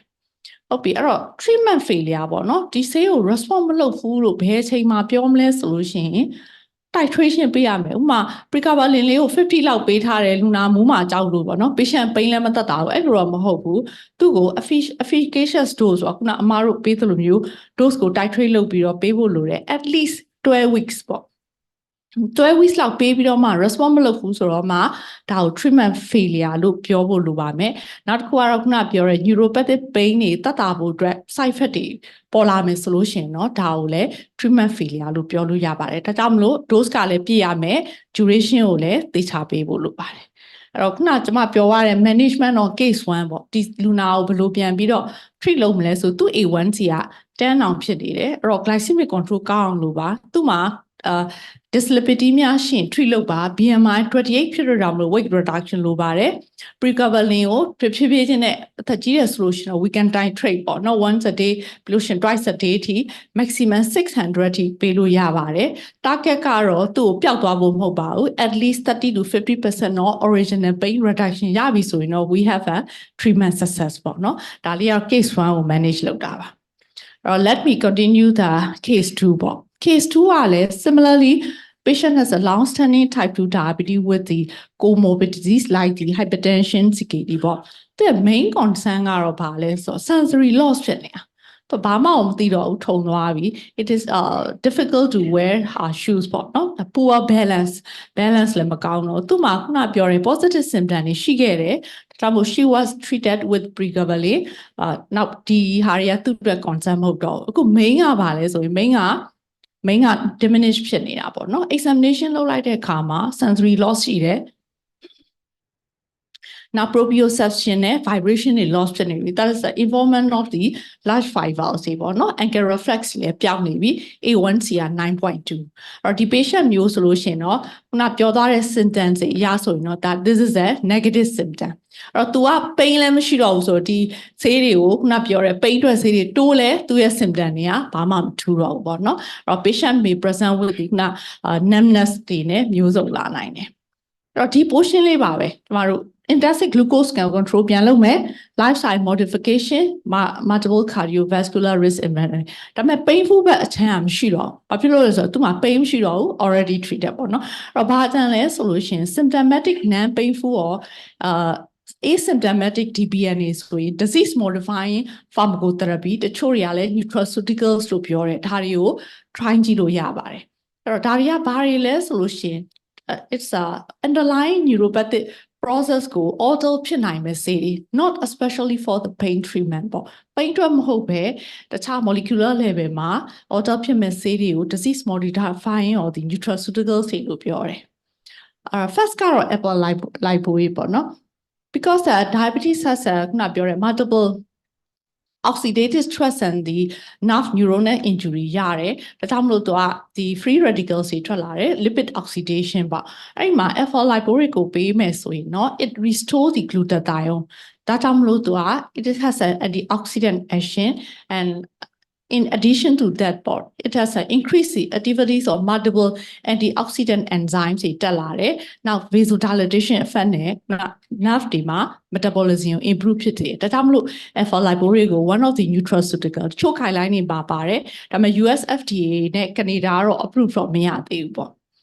The nerve attract to a nutraceutical numbness to a bellas from Bohu. It can also be used in the patient with the pain, but pain pelu yare. Or illegal neuronal apoptosis could reduce potato. Now microglial activation. Now glucose hyperglycemia and glucose metabolism improve potato, but not the mechanism in it. ALEO through antioxidant in a there are so many trials in the neuropathy, but peripheral neuropathy ma ALE center trials the dose. Those got some of the trials here intravenously 600 milligram beta and followed by oral 600 or 1,200 or 1,800 beta or chodo market ALE 100 to 200 over share but not that I'm D trial relief dose at least 600 people lure. Now duration through another center trial 3 weeks the effect go 3 weeks 6 months. The longest duration are than once or a trial lean it down beta. Rotibama, Chila symptom near a column tatare, the chodo study de maro, nerve conduction study de maro, improved the FPPD, improved the so we are 2 years, but not too much child side fatty and nausea yanina. This is many trials of the ALE or 600 milligram dose nepelu yare. Now, second pure benfotiamine, it is a lipid soluble thiamine protract of the thiamine. Tumale trials is I made 2 trials here, 3 to 6 weeks low those got 300 milligram twice a day out pay to got the neuropathic symptom you tatare not tomorrow the benfotiamine machine. Now that car B12, B12 it has a B12 deficiency in the metformin use patients, long-term metformin therapy, especially throughout 2 gram. Not at least 4 years solution or B12 deficiency, so we are the trials polare, ADA male pure life. That's how to so not on the September, palo solution or randomized control trial to look like 1 year duration. Edima, serum B12 level less than 400 picomo outpatient, 1,000 microgram per day, replace low library, not or the patient metformin treated type 2 diabetes with a B12 less than 400 picomo. That you pay like your like G at the nipple, the like G right on. ဘာတွေ့လဲဆိုလို့ရှိရင် B12M နဲ့ဟိုဘက်က placebo M မှာကြည့်လိုက် B12 level ပြန်တက်တယ်။ နောက်ဒီ neuropathy screening ဒီ instrument questionnaire တွေပေါ့နော် neuro ရဲ့ questionnaire တွေအကုန်လုံးကဒီ B12 ပေးထားတဲ့ treated ပေးတဲ့အုပ်စုမှာပို့ပြီးတော့ improve ဖြစ်တယ်။ နောက် nerve conduction study vibration perception တွေအကုန်လုံးကလည်းဒီ B12 ပေးထားတဲ့လူတွေမှာ improve ဖြစ်တာကိုတွေ့ရတယ်။ဒါကတော့နောက်ဆုံးထွက်ထားတဲ့ trial ပေါ့နော်။ဘာဖြစ်လို့လဲဆိုတော့ B12 metformin induced B12 အတွက် B12 deficiency treatment အတွက်တည်တံ့ guideline အခုထိ recommendation မရှိသေးဘူး။ဒါကြောင့်မလို့ usually follow the general B12 deficiency ကိုပဲ follow လုပ်နေတော့မှရှိသေးတယ်။အဲ့တော့ ADA 2024ကဘာပြောလဲဆိုတော့ long term use of metformin may be associated with the B12 deficiency ဒါကြောင့်မလို့ patient တွေက deficiency ဖြစ်နိုင်တယ်လို့ထင်တဲ့ metformin treated patient တွေကို periodically test လုပ်ကြည့်ပါလို့ပြောတယ်။ Now traditionally တော့ကျမတို့က B12 ကို less than 150ပေါ့လေ148ဆိုတာ150 picomole အောက်ဆိုရင် traditionally နည်းတယ်လို့ပြောပေမဲ့ research တွေမှာတော့ evidence based assessment cut off ကိုတော့300အောက်လောက်ဆိုရင်နည်းပြီလို့ယူဆရတယ်ပေါ့။ဒါတော့ B12 level နောက်တစ်ခုကပေးမယ်ဆိုလို့ရှိရင်တကယ်လို့ neurological symptom တွေမရှိဘူး severe anemia တွေမရှိဘူးဆိုလို့ရှိရင်တော့ we can replace the B12 supplement 1000 microgram per day is enough နော်ခုန patient တွေမှာကြည့်လိုက်တစ်နှစ်ပေးလိုက်တဲ့အခါမှာသူတို့ရဲ့ neuro symptom တွေတက်တာလာတယ်ပေါ့အဲ့တော့ဒီတိုင်းပဲပေးရမှာလားဆိုရင်တော့သူက usually at the moment မှာတော့ B12 deficient မဖြစ်တဲ့လူတွေကိုသွားပေးရင်တော့တိတ်ပြီးတော့မထူးဘူးပေါ့နော် it is not indicated လို့ပြောပါတယ်Now the third antioxidant ကတော့ acetyl L-carnitine ပေါ့နောက်ပိုင်းဒီ micronutrient ဒီဘူးတွေထဲမှာပါလာတဲ့ L-carnitine တွေပါလာတယ်အဲ့တော့ L-carnitine က it is one of the mitochondrial beta oxidation အတွက် long chain fatty acid အတွက်လိုတဲ့သူက enzyme ပေါ့နော် antioxidant property ရှိတယ်သူက6 to 12 months လောက်ပေးလိုက်လို့ရှိရင် vibration reduction ဒီ reduce ဖြစ်သွားတယ်ပိန်းတွေတက်တာတွေပြောပေမဲ့သူ့ရဲ့ clinical trials ကအရင်ကြီးတော့ strongly evidence တော့မဖြစ်သေးဘူး low certainty ပဲရှိနေသေးတယ်ပေါ့အဲ့တော့ဒါတော့ Cochrane library မှာ acetyl carnitine ကိုလောက်ထားတဲ့ဒီ paper တွေပေါ့သူကတော့ဘာထူးခြားလဲဆိုလို့ရှိရင် dose ထူးခြားတယ်သူ့ရဲ့ dose က daily ကို1500 mg per day တဲ့ပေးမှသူ့ရဲ့ effect ကရတာပေါ့နော် low dose လေးနဲ့သူကအပေါ်မှာ1500 mg day အောက်မှာပေးရင်တော့ favor မဖြစ်ဘူးပေါ့အတူတူပဲ placebo နဲ့အတူတူပဲဆိုတာတွေ့ရတယ် Now health behavior intervention ခုနပြောတဲ့ non pharmacological therapy pharmacological therapy တွေကတော့အားလုံးပေးကြတယ်သို့တော့ non pharmacological therapy ကိုကျွန်တော်တို့ကမေ့နေတတ်တယ်အဲ့ဒါဘာလဲဆိုရင်တော့ physical activity ပေါ့အဓိကလုပ်လို့ရှိရင် physical activity ကဒီdiabetic peripheral neuropathy စဖြစ်မဲ့ onset ကိုရော progress ကိုရောသူက delay ဖြစ်တာကိုတွေ့ရတယ်အဲ့တော့ဒီ activity လုပ်တယ် glucose control ကောင်းချင်မှကောင်းမယ် weight ကျချင်မှကျမယ်ဒါပေမဲ့ neuropathy ကပိုကောင်းနေပေါ့နော်ဒါကြောင့်မို့ physical activity ကို encourage လုပ်သင့်တယ်ဘာဖြစ်လို့ဒီလိုဖြစ်တာလဲဆိုရင်တော့ exercise လုပ်တယ်ဆိုရင်ကျွန်တော်တို့သိတာ glucose control ကျတယ်ဒါလူတိုင်းသိတယ်အဲ့ဒီဟာတစ်ခုတွေမဟုတ်ပါဘူးလေသူက insulin resistant ကိုကျစေတဲ့အတွက်ကြောင့်မလို့ဒီ cellular level မှာ inflammatory response တွေတက်တာတယ်နောက်ခုနပြောတဲ့ ER stress နည်းတယ် oxidative stress နည်းတယ် apoptosis ကျတယ် nitric oxide တွေထွက်တယ်ပေါ့နော်ဒါကြောင့်မလို့ exercise လုပ်တဲ့အခါမှာသူက glycemic control ကောင်းမကောင်း weight ကျမကျ neuropathy မှာတော့သူက positive outcome ရှိတယ်အဲ့တော့ physical activity and exercise ကိုကြည့်မယ်ဆိုရင် neuropathy progression outcome တွေပိုကောင်းလားဆိုတော့ exercise လုပ်လို့ရှိရင်ねခုနပြောသွားတဲ့ C fiber small fiber axon လေးတွေ regenerate ဖြစ်တယ်ဆိုတဲ့ study တွေတွေ့တယ်အဲ့တော့ supervised aerobic နဲ့ resistant type ကိုလုပ်မယ်ဆိုရင်သူက mobile ပိုဖြစ်လာတယ် balance ကောင်းတယ်ဒီ second case လိုမျိုးပေါ့နော်သူ balance မကောင်းတော့ဘူး gait abnormal ဖြစ်တာတွေသက်တာတယ်အဲ့တော့ neuropathic pain နဲ့ quality of outcome ကိုကြည့်မယ်ဆိုရင် aerobic exercise တွေက pain အတွက်လည်းသက်သာတယ် quality of outcome လည်းကောင်းတယ်ဒါပေမဲ့less intensive ဖြစ်တဲ့ဟာတွေပေါ့လမ်းလျှောက်ရုံလေးပဲအဲ့လိုဟာမျိုးတွေကတော့အရင်ကြီးတော့ strong မဖြစ်ပေမဲ့သူ့မှာလည်း some of the benefit in the neuropathic pain မှာbenefit ရှိပါတယ်ပေါ့နော်ဒါလေးတွေကတော့ lifestyle intervention အကြောင်းလေးပေါ့ aerobic exercise ဆိုရင် moderate ဆိုရင်ဟိုဘက်ဆိုတော့ဘယ်လိုဟာမျိုးကိုပြောတာလဲဆို brisk walking running cycling swimming ပေါ့ high intensity နောက်က light intensity ဆိုတာကတော့slow walking cooking လောက်ပဲလုပ်မယ်ဆိုတော့ evidence အရင် strong ဖြစ်ဘူးတိုးတော်လဲ pain တွေသက်သာတယ်ပေါ့ Now resistant နေလုံးမယ်ဆိုလို့ရှိရင် weight မှာတာ now ဒီ electric band လောက်တာ body weight တွေပေါ့နော်ဒါတွေကလုံးမယ်ဆိုလို့ရှိရင်ဒီ exercise တွေအကုန်လုံးက quality of life လည်းကောင်းတယ်နောက် pain ကိုလည်းသက်သာစေတယ်ဒါဆို exercise ကအရင်ကောင်းတယ်အခုပဲပြေးပြီးလုပ်မယ်ဆိုရင်ကိုယ့်ရဲ့ patient တွေက diabetes ကလည်း10နှစ်အထက်တို့ so many complication micro ရော macro ရော autonomic neuropathy တွေရောအကုန်ရှိနေတာပေါ့ what we need to inform the patient is that ခုနပြော type of the exercise ဘယ်ဟာရွေးမှာလဲဒီနေ့ချက်ချင်းပြေးမယ်အဲ့လိုမဟုတ်ဘူးเนาะ goal of the intensity frequency and duration of the exercise ကိုသေချာရွေးဖို့လိုပါတယ်နောက်သူ့မှာ cardiovascular risk factor ရောရှိလားထိုက်ထားမှာ posterior drop တွေရှိနေတယ် tachycardia တွေရနေတယ်အဲ့လိုမျိုးတွေကိုရန်ကြီးပေးခိုင်းလို့တော့မရဘူးပေါ့เนาะ during exercise မှာလည်းသူက neuropathic symptom ရှိတဲ့လူတွေကိုသတိထားရမယ်နောက် hypoglycemia ရတဲ့ muscular ခုနပြောတဲ့ joint တွေရောကောင်းရလားပေါ့เนาะအဲ့တော့လုံးမယ်ဆိုလို့ရှိရင်တော့ကျမတို့ supervision by physical therapist or exercise specialist နဲ့ contact လုပ်ပြီးမှလုပ်ဖို့လိုပါတယ်ဒါလေးတွေကတော့ non pharmacological therapy of the diabetic peripheral neuropathy ပေါ့เนาะအဲ့တော့ကျမတို့ case 2ကိုပြန်သွားမယ်ဆိုရင်ဒီ patient ကိုထုံးစံတိုင်းပဲ A1C က9 glycemic control ပြန် control လုပ်ပါ dyslipidemia weight က BMI က30 BMI ချဖို့လိုတယ်သူရဲ့เนาะပထမ positive symptom ရှိလို့တောက်တဲ့ pregabalin ကို we can continue တကယ်လို့သူ့မှာ B12 deficiency ဖြစ်တယ်ဆိုလို့ရှင်เนาะ B12 ကို replace လုပ်ပါကျွန်တော်တို့စီမှာရနိုင်တဲ့ alpha lipoic ရှိရဆိုရင်လည်း we can try ပေါ့ဒါပေမဲ့ dose 600 mg at least 3 weeks or 6 months ဒီလိုပေးဖို့လိုပါတယ်ဖြစ်နိုင်ရင်တော့ supervised exercise program ပေါ့เนาะ if she doesn't have any cardiovascular complication မရှိဘူးအရေးကြီးတာဒီ patient numbness ရနေပြီ she has a high risk of the food ulcer ဖြစ်တဲ့ကြောင့်မလို့ prevention of the food ulcer development ပေါ့เนาะဒီကျမရဲ့ take home message လေးကတော့ diabetic peripheral neuropathy prevention presentation may be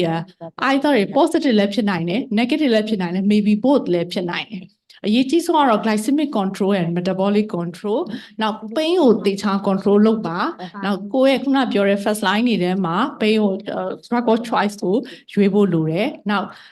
negative symptom တွေရှိလို့ရှိရင် treat the negative symptom ပေါ့နော် in addition to the pharmacological therapy we can consider lifestyle intervention and the food care လို့ပြောချင်ပါတယ် thank you for your kind attention ပြောကြားပေးပါတော့ဆရာမကြီးဒေါက်တာကြာညိုစိုးမြင့်အားအထူးပင်ကျေးဇူးတင်ရှိပါတယ်ဆက်လက်ပြီး General Physician Perspective of Management of Peripheral Neuropathy ခေါင်းစဉ်ဖြင့် Brief Introduction ပြောကြားပေးပါရန်ဆရာမကြီး Professor တင်သိန်းနွယ်အားလေးစားစွာဖိတ်ခေါ်အပ်ပါတယ်ရှင်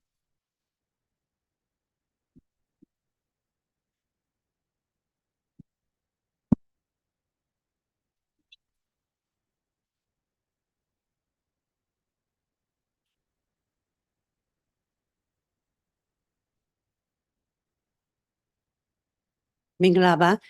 ဒီနေ့နေ့လယ်မှာကျမတို့ရဲ့ဒီနေ့ practical management or neuropathic ဘေးမှာဆရာဦးကိုကိုရဲ့ professor ဒေါက်တာဖြူလေးတို့နဲ့ကျမ Chairperson ဖြစ်ဝင်ရောက်ပြီးတော့ဆိုင်ခွင့်ရတဲ့အတွက်ကျေးဇူးတင်ရှိပါတယ်အခုကျမတို့က neurology aspect ရဲ့နောက်ကကျတော့ endocrine aspect ရဲ့ဆိုပြီးတော့ကျမတို့နှစ်ခုကတော့တင်ပြပြီးဖြစ်ပါပြီကျမတို့ရဲ့ general medicine ပေါ့နော် general medicine နဲ့ပတ်သက်ပြီးတော့ဒေါက်တာတီတီထွန်းကနေပြီးတော့ present လုပ်ပါမယ်ဒေါက်တာတီတီထွန်းကကျမတို့New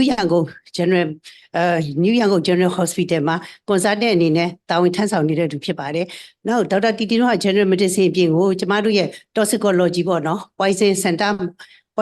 Center မှာ 24/7တာဝန်ယူပြီးတော့ဒီ poison case တွေနဲ့ပတ်သက်ပြီးတော့တာဝန်ယူပြီးတော့ဖြေရှင်းပေးနေတဲ့ consultant တယောက်လည်းဖြစ်ပါတယ်။ဒီနေ့ဒေါက်တာတီတီထွန်းကကျမတို့ General Medicine မှာအမြဲတမ်းကြုံတွေ့နေရတဲ့neuropathy တွေနဲ့ပတ်သက်ပြီးတော့ case လေးခုကိုတင်ပြဆွေးနွေးတော့ပါပဲအဲ့တော့ဒေါက်တာတီတီထွန်းကmaster degree ရော doctorate ကိုကျမတို့ရဲ့ University of Medicine 1ကနေပြီးတော့graduate ရထားပြီးသားဖြစ်ပါတယ်နောက် MRCP ဘွဲ့လည်းရရှိပြီးဖြစ်ပါတယ် MRCP UK ဘွဲ့လည်းရထားပါတယ်နောက် fellowship of Royal College of Physicians Edinburgh Ferry member တယောက်လေးဖြစ်ပါတယ်ဒီနေ့ဒေါက်တာတီတီထွန်း present လုပ်မဲ့ case ကတော့ general physician perspective of management of peripheral neuropathy ကျမတို့က case ၄ခုကို present လုပ်ပါမယ်အဲ့ case ၄ခုကိုဒေါက်တာတီတီထွန်း present လုပ်တဲ့အခါမှာကျမတို့အများအားတွေးကြုံနေရတဲ့ case တွေနဲ့ပတ်သက်ပြီးတော့ဘယ်လို manage လုပ်မလဲဆိုပြီးတော့ present လုပ်တော့မှာဖြစ်ပါတယ် I would like to invite Dr. Titi to present your topic. Thank you. We are welcome to the Dr. Tito as usual.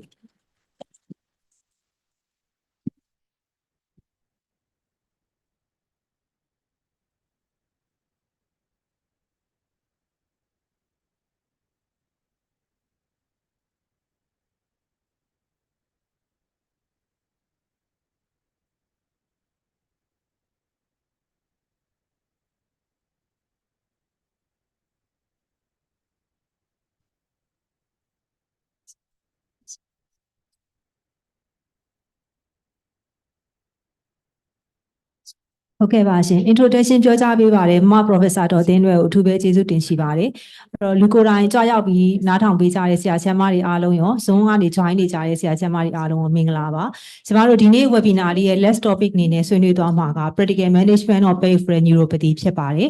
အဲ့တော့အရှိမလည်းအမနှစ်ယောက်ကတော့တော်တော်လေးပြည့်ပြည့်စုံစုံပြောပြီးသွားပြီဆိုတော့ကျမတို့ပေါ့ပါပါလေးပဲဆွေးနွေးဖို့ပြင်ဆင်ထားပါတယ်ပေါ့နော်အဲ့တော့ neuropathic pain ဒီဘယ်လောက်ထိ common ဖြစ်လဲပေါ့နော်အဲ့တော့ကျမတို့ဒီ epidemiological studies တွေကို systematic review လုပ်ထားတဲ့ research တွေရကြည့်မယ်ဆိုလို့ရှိရင်ကမ္ဘာလူဦးရေ8 billion ရဲ့3 to 17% လောက်က neuropathic pain ခံစားနေရတယ်လို့ဆိုပါတယ်အဲ့တော့3 to 17% ဆိုတော့တော်တော်လေးမနည်းတဲ့ပမာဏလို့ပြောရမယ်ပေါ့နော်အဲ့တော့ဒီပမာဏရှိတဲ့လူဦးရေကအရှိမအမတွေပြောသွားတဲ့ signs symptoms တွေခံစားရတော့သူတို့က quality of life ကမကောင်းဘူးအဲ့တော့ mood disturbance တွေဖြစ်တယ် sleep disturbance တွေဖြစ်တယ်အဲ့တော့ concentration လည်းကောင်းကောင်းမရတဲ့အတွက်ကြောင့်မလို့နောက်ပိုင်း cognitive impairment တွေဖြစ်လာမယ်အဲ့နောက်ပိုင်းတော့သူတို့ကိုယ်၌ကပုံမှန်သူတို့ရဲ့တာဝန်တွေကိုမထမ်းဆောင်နိုင်တော့ productivity လည်းကျတယ်နောက်သူတို့ကုပေးနေရတဲ့မိသားစုမှာလည်း burden ဖြစ်လာတာပေါ့နော်အဲ့လောက်ထိ impact ကြီးပါတယ်ဒါကြောင့်မလို့ကျမတို့က neuropathic pain ကိုတေချာလေး manage လုပ်နိုင်ဖို့လိုတာဖြစ်ပါတယ်အဲ့တော့ကျမတို့ကယောဂတစ်ခုကို manage လုပ်တော့မယ်ဆိုလို့ရှိရင်ဒီ pathophysiological mechanisms လေးတွေကအခြေခံအချက်ဖြစ်တယ်အဲ့တော့ကျမဒီမှာ mechanism of pain နဲ့ပတ်သက်ပြီးတော့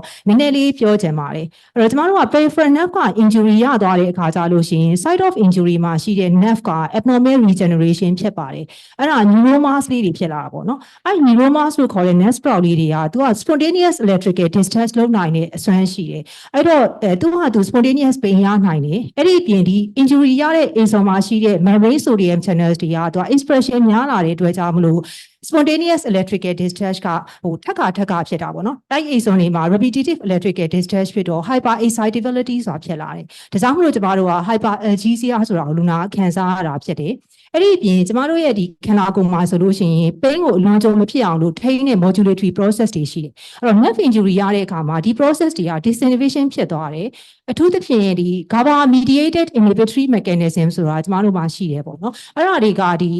ဒီ spinal cord မှာရှိတဲ့ dorsal root ganglia တွေကနေလုပ်ပေးတာအဲ့တော့ nerve injury ရတဲ့အခါမှာဒီ dorsal root ganglia မှာရှိတဲ့ neurons တွေကသေဆုံးသွားတဲ့အတွက်ကြောင့်မလို့စောစောပြောတဲ့ GABAergic neurons တွေရဲ့ action ကညော်နေသွားတယ်အဲ့တော့ pain ကို inhibit လုပ်နိုင်တဲ့ mechanism ညော်နေသွားတယ်အဲ့ဒီပြင် injury ရတဲ့နေရာမှာရှိတဲ့ nerves တွေကိုပြန်ပြီးတော့မှ regenerate လုပ်ဖို့ repair လုပ်ဖို့ဆိုပြီးအနားမှာရှိတဲ့ inflammatory mechanisms တွေရောက်လာတယ် inflammatory cells တွေရောက်လာတယ်သူတို့ကတော့ရည်ရွယ်ချက်ကောင်းနေပဲ healing လုပ်ချင်တဲ့အတွက်ကြောင့်မလို့ cytokines တွေ chemokines တွေထုတ်ပြီးတော့မှဒါ repair လုပ်ဖို့ကြိုးစားတယ်ဒါပေမဲ့ဒီ cytokines chemokines တွေက irritants တွေဖြစ်တဲ့အခါကျတော့နားမှာရှိနေတဲ့ peripheral nerves တွေကသွားပြီးတော့မှ hyper excitation ဖြစ်တယ်အဲ့တော့ကျမတို့ကဒီ injury site မှာလည်းမဟုတ်ဘဲနဲ့ surrounding area မှာပါ hyper algesia ဆိုတာဖြစ်လာတယ် hyper excitability ဆိုတာဖြစ်လာတယ်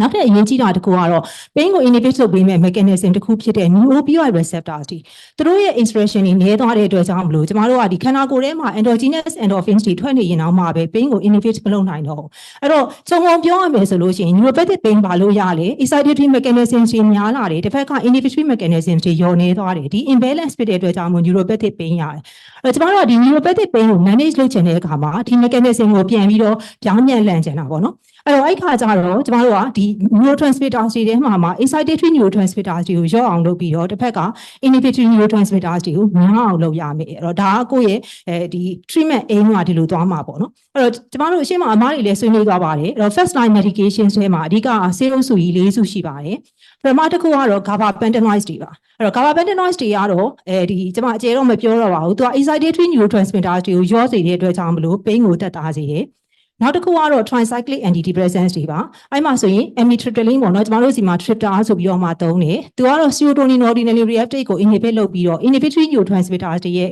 concentration ကိုများစေတာဖြစ်တယ်အဲ့တော့ဒါပေမဲ့သူ့မှာအားနည်းချက်ကပါလဲဆိုတော့သူကဒီ serotonin ordinary reuptake ကိုပိတ်တာမဟုတ်ဘဲနဲ့ antihistaminic anticholinergic action တွေပါရှိတယ် QT prolongation တွေကိုဖြစ်စေရတဲ့အတွက်ကြောင့်မလို့သူက safety နည်းနည်းနည်းတဲ့သဘောရှိတယ်သူ့မှာ side effects တွေများတယ်ဒါကြောင့်မလို့ကျမတို့ကသူ့တဲ့ပို့ပြီး specific ဖြစ်တဲ့နောက်ထပ်ဆေးတအုပ်စုဆိုရင် SNRI တွေရှိပါတယ်အဲ့တော့ duloxetine ကျမတို့စီမှာသုံးနေတာရှိတယ်သူကတော့အရှိက TCA လောက်တော့ side effects မများဘူးဒါပေမဲ့သူ့မှာထူးခြားတဲ့အချက်ကတော့သူက mechanism က serotonin level ကိုများစေတဲ့အတွက်ကြောင့်မလို့သူ့လိုမျိုး serotonin level ကိုများစေတဲ့တခြားဆေးတွေနဲ့ပေါင်းသုံးမယ်ဆိုလို့ရှိရင်တော့ serotonin syndrome ဆိုတာဖြစ်နိုင်တယ် serotonin syndrome တွေအခက်မသိရင်တက်ပါသွားနိုင်တာပေါ့နော်အဲ့တော့ဒါလေးတွေကအရေးကြီးတဲ့အချက်လေးတွေဖြစ်တယ်အဲ့တော့နောက်ထပ်တစ်အုပ်စုကတော့ sodium channel blockers တွေပါအဲ့တော့ sodium channel blockers တွေဖြစ်တဲ့ carbamazepine တို့ lamotrigine တို့အစားရှိတဲ့ဖြင့်ဒါတွေကကြတော့တချို့သော neuropathic pain ဥပမာဆိုရင် trigeminal neuralgia လိုဟာမျိုးမှာတော့သူက first line အနေနဲ့သုံးတယ်ဒါပေမဲ့ polyneuropathy တော်တော်များများမှာတော့သူ့ကို first line အနေနဲ့မရွေးကြဘူးပေါ့နော်အရှိမအမတော်ရင်မေးပြသွားတဲ့ဇာတ်လေးထဲမှာပါပါတယ်အဲ့တော့အဲ့မှာဘာကြောင့်လဲဆိုတော့သူက side effects တွေများတဲ့အတွက်ကြောင့်မလို့ပါအဲ့တော့ကျမတို့ကဒီဆေးလေးအုပ်စုရှိတယ်အဲ့တော့ကိုယ့်ရဲ့လူနာက neuropathic pain နဲ့လာလို့ရှိရင်ဘယ်ဆေးကိုရွေးမှာလဲဘယ်ချက်တွေကိုစဉ်းစားပြီးရွေးမှာလဲအားလုံးပေါင်းပြီးဒီပိုင်းနဲ့တည်းပေးမှာလားအဲ့တော့ဒါလေးတွေကိုကျမတို့ case လေးတွေကိုအခြေခံပြီးတော့မှဆွေးနွေးကြည့်ရအောင်အဲ့တော့ကျမ case လေးတွေကိုအရင်ပြောပါမယ်အဲ့တော့ဆရာတို့ဆရာမတို့အနေနဲ့ကျမလူနာမှာဘာဆေးပေးတင်လဲဆိုတာကိုဝိုင်းပြီးတော့ကူပြီးတော့စဉ်းစားပေးကြပါပေါ့နော်အဲ့တော့ nematic case လေးကတော့အသက်45နှစ်အရွယ်ရှိတဲ့မျိုးသားတစ်ယောက်ဖြစ်တယ်အဲ့တော့သူလာတဲ့ complaint ကကြတော့ဒီခြေပွားနှစ်ဖွဲ့လုံးနဲ့ကျင်းနေထုံနေပေါ့နော်နောက်မီးနဲ့ညှိုက်ထားသလိုပဲပူလောင်နေတယ်ပေါ့အဲ့ဒါဖြစ်တာ2လလောက်ရှိပြီစဖြစ်တုန်းကတော့ခြေချောင်းလေးတွေကစတာနောက်တော့ဒူးတွေအထိရောက်လာတယ်အဲ့တော့ညဘက်ဆိုလို့ရှိရင်အရကင်းစာလေးစောင်းလေးနဲ့ထိလိုက်ရင်တော့နာလုံးလို့မအိတ်နိုင်ဘူးလို့သူကပြောတယ်ပေါ့နော်အဲ့တော့သူက non smoker non drinker ပဲအဲ့တော့ကျမတို့ကသူ့ရဲ့ pain ကို history မေးပြီးတော့မှ analysis လုပ်ကြည့်လိုက်တဲ့အခါမှာ pain ရဲ့ character ဒီ tingling burning character ဖြစ်တဲ့အတွက်ကြောင့်မလို့ဒါဒီ neuropathic pain ရဲ့ character နဲ့တူတယ်တစ်ဖက်ကကျတော့ distribution ကိုကြည့်လိုက်တဲ့အခါမှာသူဒီ distal symmetrical distribution ဖြစ်တယ်အဲ့တော့ခြေချောင်းလေး distal မှာဖြစ်နေတယ်အဲ့တော့ဒါလေးကလည်း peripheral neuropathy မှာဖြစ်တဲ့ presentation လေးနဲ့တူနေတယ်အဲ့ဒီပြင်နောက်ထပ်ထူးခြားတဲ့တစ်ချက်ကတော့ဘာလဲဆိုတော့သူရဲ့ pain ရဲ့ characteristics ပါသူဒီမနာအသင်သော non painful stimuli မှာသူက painful ဖြစ်နေနောက်ဘက်ဆိုအရခင်းလေးနဲ့ထိလို့နားတဲ့လူဆိုတာပုံမှန်မရှိဘူးအဲ့တော့သူဒီ allodynia ဖြစ်နေတယ်အဲ့တော့ကျမတို့ကဒါတွေကိုကောက်ချက်ချလိုက်တဲ့အခါကျတော့ဒီလူနာဒီ peripheral neuropathy ကြောင့်ဖြစ်တဲ့ neuropathic pain များဖြစ်မလားလို့ဒါ history ကနေပြီးတော့မှကျမတို့hints တွေရတယ်တဲ့အခါကျတော့သူ peripheral neuropathy ဖြစ်ဖို့ cause သူ့မှာဘာရှိလဲပေါ့အဲ့ဒါကိုကျမတို့history ထပ်လိုက်ရတာပေါ့နော်လိုက်တဲ့အခါကျတော့ past medical history မှာလူနာကဘာပြောလဲဆိုတော့သူကလွန်ခဲ့တဲ့3နှစ်လောက်တုန်းကတဲ့ constitutional symptoms တွေရှိလို့သူ့ကိုဆရာဝန်သွားပြတော့ဆရာဝန်ကသူ TB ဖြစ်နေပြီပေါ့အဲ့တော့ anti-TB ပေးလိုက်တယ်အဲ့တော့ TB ဖြစ်တဲ့ဆိုတော့ထုံးစံအတိုင်း pre-test counseling လုပ်ပြီးတော့ screening လုပ်လိုက်တဲ့အချိန်မှာသူဒီ retro positive လည်းဖြစ်တယ်အဲ့တော့ဆရာဝန်ကသူ့ကို anti-TB စပြီးတော့2ပတ်3ပတ်လောက်ကြာတော့ ART ပါစပေးလိုက်တယ်ပေးလိုက်တော့လူနာက anti-TB ပေးထားတဲ့တောက်လျှောက်မှာတော့ ART တောက်တယ်ဒါပေမဲ့ anti-TB 6လလည်းပြည့်ရောသူလည်းနေကောင်းသွားပြီဆိုတော့ ART ပါသူကရပ်လိုက်တယ်အဲ့တော့တနည်းအားဖြင့်သူဒီ ART defaulter ဖြစ်သွားတာပေါ့အဲ့တော့ပြီးခဲ့တဲ့2လလောက်ကမှဒီ symptoms တွေပေါ်လာတော့တခါဆေးကန်းပြန်သွားတာပေါ့နော်။ပြန်သွားတဲ့အခါကျတော့ဆရာဝန်က CD4 count ပြန်ဆက်လိုက်တော့ CD4 count ဒီ only 150ပဲရှိတယ်။အဲ့တော့သူ့ကိုဒါဒီ ART defaulter နဲ့ဒါဆိုတော့ refer လုပ်ရမယ်ပေါ့နော်။အဲ့တော့သူရောက်လာတယ်။ရောက်လာတဲ့အခါကျတော့ကျမတို့ physical examination လုပ်ပါတယ်။လုပ်တဲ့အခါကျတော့သူဒီ sensory examination မှာ stalking distribution တိုင်း impairment ရှိတယ်။အဲ့ဒီပြင် reflex တွေလည်းယောနေတယ်။အဲ့တော့ဒါတေချာတယ်ပေါ့နော်။သူဒီ sensory neuropathy ဖြစ်နေပြီ။အဲ့တော့ motor system နဲ့ sphincter ကတော့ normal ပဲ။အဲ့တော့ diabetes ကိုလည်းကျမတို့ exclude လုပ်ပါတယ်။အဲ့တော့ RBS ကလည်း normal ပဲဖြစ်နေတယ်။အဲ့တော့ကျမတို့သူ့ကိုဘယ်လို diagnosis တက်မလဲပေါ့။အဲ့တော့ဒီလူနာဒီ peripheral neuropathy နဲ့တူတယ်အဲ့တော့ HIV related neuropathy များဖြစ်မလားပေါ့အဲ့တော့ကျမတို့က literature review လေးပြန်ကြည့်မယ်ဆိုလို့ရှိရင် HIV ဖြစ်နေတဲ့သူတွေမှာ neuropathy ဖြစ်နိုင်တဲ့ presentation မျိုးရှိပါတယ်အဲ့ထဲမှာကျမလူနာရဲ့ present လုပ်တဲ့ distribution အရဒီသူ့ရဲ့ involvement အရကြည့်မယ်ဆိုလို့ရှိရင်သူဒီ distal symmetrical polyneuropathy ဖြစ်မယ်လို့ကျမတို့ကောက်ချက်ချတယ်ဘာကြောင့်လဲဆိုတော့သူဒီ HIV related neuropathy မှာ most common presentation လေးဖြစ်တဲ့အတွက်ကြောင့်မလို့ပါအဲ့တော့ကျမဒီမှာ pathophysiology လေးကို နည်းနည်းလေးပြန်ပြီးတော့အစာပြောရမယ်ဆိုလို့ရှိရင် HIV associated neuropathy တွေဘာကြောင့်ဖြစ်တာတော့အဲ့တော့ virus ကခန္ဓာကိုယ်ထဲဝင်လာတဲ့အခါမှာဒီ virus ကိုတိုက်ထုတ်ဖို့အတွက်ခန္ဓာကိုယ်ကထုံးစံအတိုင်း immune cells တွေ activated ဖြစ်လာတယ်သူတို့ကနေပြီးတော့မှ cytokines တွေ chemokines တွေထုတ်ပြီးလုံးချင်တာတော့ virus ကိုတက်ချင်တာပဲဒါပေမဲ့ဒီ peripheral injury အနေနဲ့ nerve injury ရသွားတယ်အဲ့တော့ကျမတို့ကဒါဆိုရင်ဒါကို manage လုပ်ချင်ရင်ဘာလုပ်ရမလဲဆိုတော့ viral load ကို short ချရမှာပေါ့နော်အဲ့တော့ mainstay က ART ဖြစ်မယ် antiretroviral therapy သူ့ကိုပေးရမယ်ဒါပေမဲ့တစ်ဖက်ကလူနာကအဲ့ရခင်းတဲ့ထိရင်တော့နာလိုက်ပါပြီးခံစားနေရတယ်ဆိုတော့ symptomatic management ကလည်းထိထိရောက်ပေးဖို့လိုတယ်အဲ့တော့စောစောကတော့ neuropathic pain အတွက်ပြောခဲ့တဲ့ class ၄ခုတွေကတော့ကျမတို့ဆေးရွေးရမှာပဲပြီးလို့ရှိရင်ဒီ neuropathic pain symptomatic management ကိုအထောက်အကူပြုမဲ့ exercise တွေပေါ့နော်အချိန်မှာအမကြာညိုလည်းအများကြီးပြောသွားပါတယ်အဲ့တော့ဒါလေးတွေလည်းကျမတို့လုပ်ဖို့လိုတယ်လို့တစ်ဖက်ကကျတော့ fall prevention နဲ့ food care ကိုလည်းလုပ်ရမှာဖြစ်တယ်အဲ့တော့ guideline တွေကဘယ်လိုပြောလဲပေါ့နော်အဲ့တော့ကျမ IDSA guideline ကိုကိုးကားပြီးပြောရမယ်ဆိုလို့ရှိရင်သူက HIV associated distal symmetrical polyneuropathy ဖြစ်တယ်လို့ထင်လို့ရှိရင် ARD ကိုတော့အရင်ဆုံးစောစီစီစားရမယ်ဒါ strong recommendation ဖြစ်တယ်အဲ့တော့နောက်တစ်ဆင့် neuropathic pain ရှိနေပြီဆိုလို့ရှိရင်တော့ကျမတို့အနေနဲ့ manage လုပ်ဖို့ကအရှိမပြောခဲ့တဲ့ four class of drugs တွေကမှသူက specifically gabapentin ကိုသူက first line နေတယ် recommend လုပ်ပါတယ်အဲ့တော့ဟိုဒါကတော့ဆရာတို့အားလုံးလည်းသိပါတယ် guideline တွေရဲ့သဘောကတော့သူက strong recommendation ပေးတယ်ဆိုတာသူတို့ရဲ့ research base เนาะ evidence base တွေပေါ်မှာအခြေခံပြီးတော့မှ response အကောင်းဆုံးဆေးကိုဒါ recommendation ပေးတာဖြစ်တယ်တကယ်လို့ gabapentin ကို contraindication ဖြစ်လို့ပဲဖြစ်စီသို့မဟုတ် inadequate response ဖြစ်လို့ပဲဖြစ်စီအဲ့လိုဖြစ်လာပြီဆိုရင်တော့ကျမတို့အနေနဲ့နောက်ထပ်ရွေးနိုင်တာက SNRI တွေကတခုခုရွေးရင်ရွေးဒါမှမဟုတ်လို့ရှိရင်လည်း tricyclic antidepressants တွေကတခုခုရွေးရင်ရွေးပါတယ်အဲ့ဒီမှာ post herpetic neuralgia လို့ထင်နေဆိုရင်တော့ pregabalin ကိုရွေးချင်တယ်ရွေးပါဆိုပြီးတော့ဒါ guideline ကပြောထားပါတယ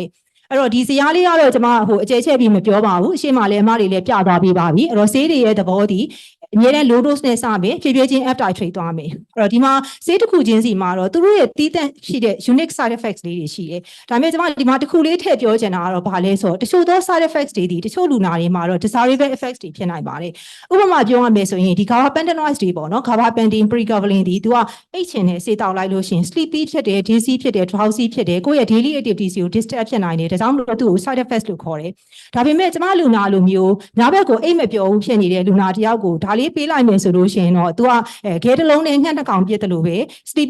sleepiness ဒီသူ့အတွက် desirable effects ဖြစ်သွားမယ်ပေါ့နော်အဲ့တော့ဒီလိုလေးတွေကျွန်တော်တို့စဉ်းစားပြီးတော့မှကိုယ့်လူနာအတွက်ဘယ်ဆေးရအသင့်တော်မလဲလို့စဉ်းစားရမှာဖြစ်ပါတယ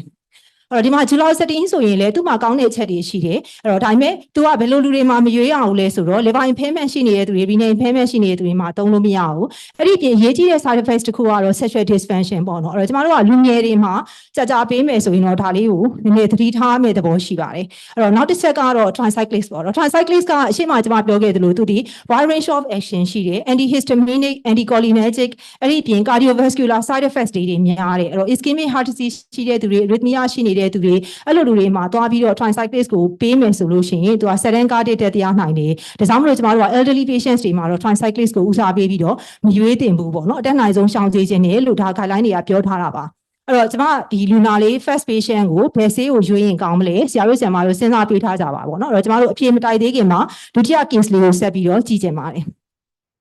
်အဲ့တော့ဒုတိယ case တွေကတော့အသက်50ကျော်ရှိတဲ့အမျိုးသမီးပေါ့နော်အဲ့တော့သူကလွန်ခဲ့တဲ့3နှစ်လောက်တုန်းကတဲ့ right cerebrus ကိုခွဲထားတယ်အခုပြန်လာတာကတော့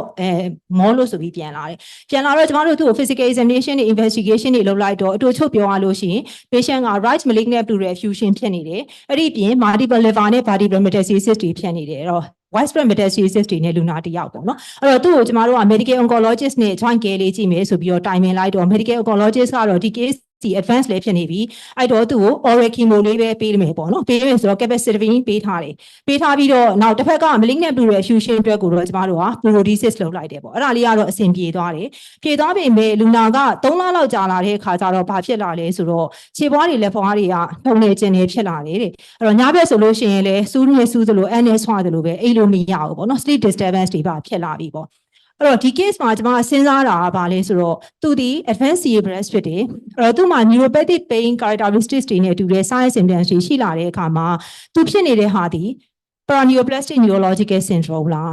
းဒါမှမဟုတ်လို့ရှိရင် chemotherapy induced လားအဲ့တော့ဒီနှစ်ခုကိုကျွန်မတို့စဉ်းစားကြတာပေါ့နော်အဲ့တော့စဉ်းစားကြတဲ့အခါကျတော့ paraneoplastic neurological syndrome တွေဘာကြောင့်ဖြစ်ကြတာလဲပေါ့အဲ့တော့ကျွန်မတို့က malignancy ရှိနေတဲ့သူနာမှာသူ့မှာရှိတဲ့ tumor antigens တွေကိုခန္ဓာကိုယ်ကနေတိုက်ခိုက်ဖို့အတွက် immune cells တွေ activated ဖြစ်တယ် T cells တွေ B cells တွေထွက်တော့သူတို့ antibodies တွေထွက်လာတဲ့ antibodies တွေကဒီ tumor antigen နဲ့ symptom နဲ့ antigen mimicry ရှိတော့ nerves တွေကိုပါသွားပြီးတော့မှ destroy လုပ်တဲ့အတွက်ကြောင့်မလို့ကျမတို့ paraneoplastic neurological disorders တွေဆိုတာခံစားရတာဖြစ်တယ်။ဒါကြောင့်မလို့ကျမတို့ကဒါကိုကုကျင်နေဆိုရင်သူက စောစီးစီးကလေးက early tumor management လုပ်ရတယ်။ tumor remove လုပ်ရတယ် dissection လုပ်ရတယ်ဒီလိုမျိုးလုပ်မှပဲဒီ symptoms တွေကတက်တာဖြစ်တယ်။အဲ့တော့ကျမရဲ့လူနာမှာတော့ဒါဖြစ်ကြရင်တော့သူ့ကို tumor remove လုပ်လို့မရနိုင်တော့ဘူး။သူဒီဘာကြောင့်လဲဆိုတော့ advanced malignancy ဖြစ်ပြီးတော့ widespread metastasis တွေသွားနေပြီဖြစ်တဲ့အတွက်ကြောင့်မလို့အဲ့တော့ဒါပေမဲ့နောက်ထပ်စဉ်းစားစရာတစ်ခုကဘာလဲဆိုတော့သူက capacitine တောက်ပြီးတော့3လနေတော့မှဒီလက္ခဏာတွေပေါ်လာတာဖြစ်တဲ့အတွက်ကြောင့်မလို့ chemotherapy induced ကိုဖြစ်နိုင်အောင်မလားအဲ့တော့ chemotherapy induced peripheral neuropathy ဒီဘာထိဆောင်ဖြစ်တာလဲအဲ့တော့ဒီ chemo ရဲ့သဘောကဘာလဲဆိုတော့သူက tumor cells ကိုတက်ရမှာ哦တက်ရမှာဆိုတဲ့အခါကျတော့ DNA synthesis ကိုသွားပြီး attack လုပ်တယ်နောက်တစ်ခုကကျတော့ pro inflammatory cytokines တွေထွက်စေတယ်ဒီဟိုနည်းတွေကို tumor ဆိုတော့သွားပြီးတော့ attack လုပ်တာပေါ့ attack လုပ်တဲ့အခါကျတော့ nerves တွေကိုပါသွား injury ရစေတဲ့အတွက်ကြောင့်မလို့ဒီလိုဖြစ်တာဖြစ်တော့ကျမတို့ကသူ့ကို chemotherapy induced လို့ထင်ပြီးဆိုရင်တော့ဒီဆေးကိုကျမတို့ကရက်ကြည့်မှာပဲဒီ nerves တွေကပြန်ပြီးတော့ကောင်းလာမလားဆိုတာကိုကြည့်လို့ရမယ်ဒါပေမဲ့ရှေ့မှာကျမပြောခဲ့သလိုလူနာ pain ရှိနေတဲ့အတွက်ကြောင့်မလို့သူ့ကိုလည်းကျမတို့က management တော့ neuropathic pain တော့လုပ်ရမှာဖြစ်တယ်အဲ့တော့ treatment criteria ကိုပြောမယ်ဆိုလို့ရှိရင်ဒီဟိုနေ့ပေါ့နော်ဘယ်လို manage လုပ်မလဲဆိုတဲ့အခါကျတော့ chemotherapy induced peripheral neuropathy လို့ထင်တဲ့အခါမှာကျမတို့ကအစာပိုင်းမှာတော့သူက mild to moderate pain ပဲဖြစ်တယ်ဆိုလို့ရှိရင်တော့ topical therapy ကို try လုပ်ကြည့်ရင်လုပ်လို့ရပါတယ်တဲ့တကယ်လို့အဲ့လိုမဟုတ်ဘဲနဲ့ pain က severe ဖြစ်လာတယ်ဆိုရင်တော့ကျမတို့အနေနဲ့ systemic therapy ပေးရမယ်အဲ့လိုရွေးတဲ့အခါမှာအရှိမပြောခဲ့တဲ့ဆေးအုပ်စုတွေကမှ guideline ကတော့ July 17တွေကို specifically ပို့ပြီးတော့မှ first line အနေနဲ့ရွေးခိုင်းပါတယ်ဒါလည်းသူတို့ရဲ့ evidence base ပေါ့နော်အဲ့တော့ study တွေလုပ်ထားတဲ့အခါကျတော့ July 17ကိုတော့ response အကောင်ဆုံးလို့ဒါလေးနဲ့စခိုင်းတယ်အဲ့တော့ July 17ကို contraindication ရှိနေလို့ဖြစ်စေသို့မဟုတ် inadequate response ဖြစ်လို့ဖြစ်စေအဲ့ဒါဆိုရင်တော့ကျမတို့အနေနဲ့က tricyclic antidepressants တွေကတစ်ခုခုရွေးချင်ရွေးမယ်ဒါမှမဟုတ်လို့ရှိရင် gabapentin-wise တွေကတစ်ခုခုရွေးမယ်ဒါနဲ့မှ response မရရင်တော့သူဒီ malignancy ဆိုကြတဲ့လည်းဖြစ်တဲ့အတွက်ကြောင့်မလို့ opioids တွေကသုံးမယ်ဆိုရင်သုံးရှိတယ်ပေါ့နော်အဲ့တော့ဒီ systemic therapy ပေးနေတဲ့အနေနဲ့ဒီပြိုင်နဲ့ထဲမှာပဲတစ်ဖက်ကလည်း functional therapy ပေါ့နော် exercise တွေလုပ်ကြမယ်နောက်တစ်ခုကကျတော့ transcutaneous electrical nerve stimulation ဒါလေးတွေပါတွဲပြီးတော့မှလုံးတင်တယ်လို့ဆိုထားတယ်ပေါ့နော်အဲ့တော့ဒါလေးကတော့ chemotherapy induced peripheral neuropathy ဖြစ်လို့ရှိရင်ဘယ်လို manage လုပ်တင်လဲဆိုတဲ့အကြောင်းလေးပေါ့အဲ့တော့ကျမလူနာမှာတော့ curative care မရနိုင်တဲ့အတွက်ကြောင့်မလို့ pain control လေးကိုပဲကောင်းကောင်းလုပ်ဖို့ဒါပြင်ဆင်ရမယ်ပေါ့နော်အဲ့တော့ဒီ case မှာလည်းဘယ်ဆေးလေးကိုများရွေးချင်လဲပေါ့နော်အဲ့တော့ဆရာတို့စဉ်းစားပေးထားကြပါအောင်အဲ့တော့ကျမတို့တတိယ case လေးကိုကြည့်ရအောင်ပါအဲ့တော့တတိယ case ကတော့အသက်50ရှိတဲ့အမျိုးသားတယောက်ဖြစ်တယ်။သူကလာတာကကြတော့ခေါင်းတစ်ချမ်းကိုက်လို့တဲ့နော်ဘယ်ခေါင်းကကိုက်နေတာ3လလောက်ရှိပြီဆိုပြီးတော့မှလာတယ်။အဲ့တော့ခေါင်းကိုက်တဲ့ character ကိုမေးကြည့်တော့သူက stabbing နဲ့ bending နေ character ဖြစ်တယ်တဲ့ပြီးတော့မျက်နှာတက်လို့ရှိရင်ပို့ပြီးတော့မှစိုးတယ်လို့ပြောတယ်။အဲ့တော့သူက headache ကတော့ဒါ aching headache တောက်လျှောက်ရှိနေတယ်ဒါပေမဲ့ဒါထဲမှာ superimposed attack တွေလာလို့ရှိရင်အရင်စိုးတယ်အဲ့ဒီအချိန်မှာသူကလုံးဝမခံစားနိုင်ဘူးပေါ့နော်အဲ့တော့သူကမိနစ်ပိုင်းနာရီပိုင်းလောက်အထိကြာတဲ့ attacks တွေရတယ်လို့ပြောတယ်အဲ့တော့ဒီမှာကျွန်မစဉ်းစားတာသူ့ရဲ့ pain ဒီ left sided headache ဖြစ်တော့ unilateral headache အဲ့တော့ unilateral headache ဖြစ်ပေမဲ့ pain ရဲ့ character ကိုကြည့်လိုက်တဲ့အခါကျတော့ neuropathic pain ရဲ့ character မျိုးနဲ့သွားပြီးတော့တူနေတာကိုတွေ့တယ်အဲ့တော့ past history မေးကြည့်လိုက်တဲ့အခါကျတော့ patient က diabetes ပညာ9နှစ်လောက်ရှိပြီ treatment နဲ့ယူတယ်ဒါပေမဲ့သူ့ရဲ့ပြီးခဲ့တဲ့2လလောက်ကစစ်ထားတဲ့ A1C အဖြေရတော့သူဒီ control ရနေတဲ့သူတော့မဟုတ်ဘူးပေါ့နော် 8.2 ဖြစ်နေတဲ့ HbA1c ကအဲ့ဒါနဲ့ကျွန်တော်တို့သူ့ကို physical examination လုပ်ပါတယ်လုံးလိုက်တဲ့အခါကျတော့ဘာတွေ့လဲဆိုတော့သူ့ရဲ့ဘဲနှစ်ဖူးသူနာတယ်ဆိုလို့ပြောတဲ့နေရာနားမှာ heat vesicles လေးတွေတွေ့ရတယ် crusted vesicles လေးတွေတွေ့ရတော့လူနာကဒါလေးကိုမေးလိုက်တော့မှသူက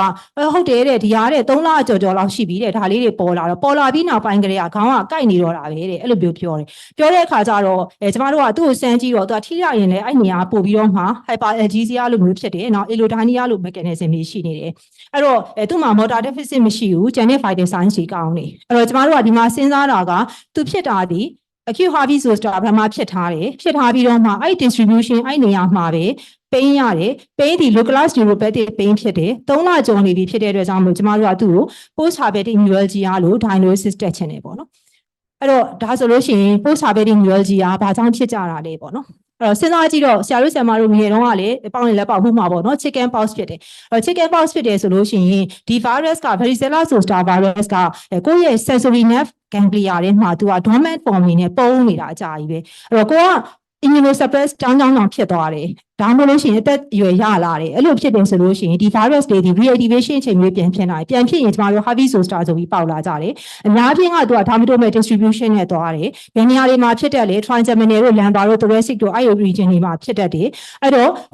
သူ့ရဲ့ဒီ management ကဘာလဲဆို acute heavy zoster ဖြစ်တဲ့အချိန်မှာဒါကိုမြန် manage လုပ်လိုက်မယ်အဲ့ virus reactivation ဖြစ်တဲ့အချိန်မှာ antiviral တွေဘာတွေကိုအချိန်မီပေးလိုက်မယ်ဆိုရင်သူ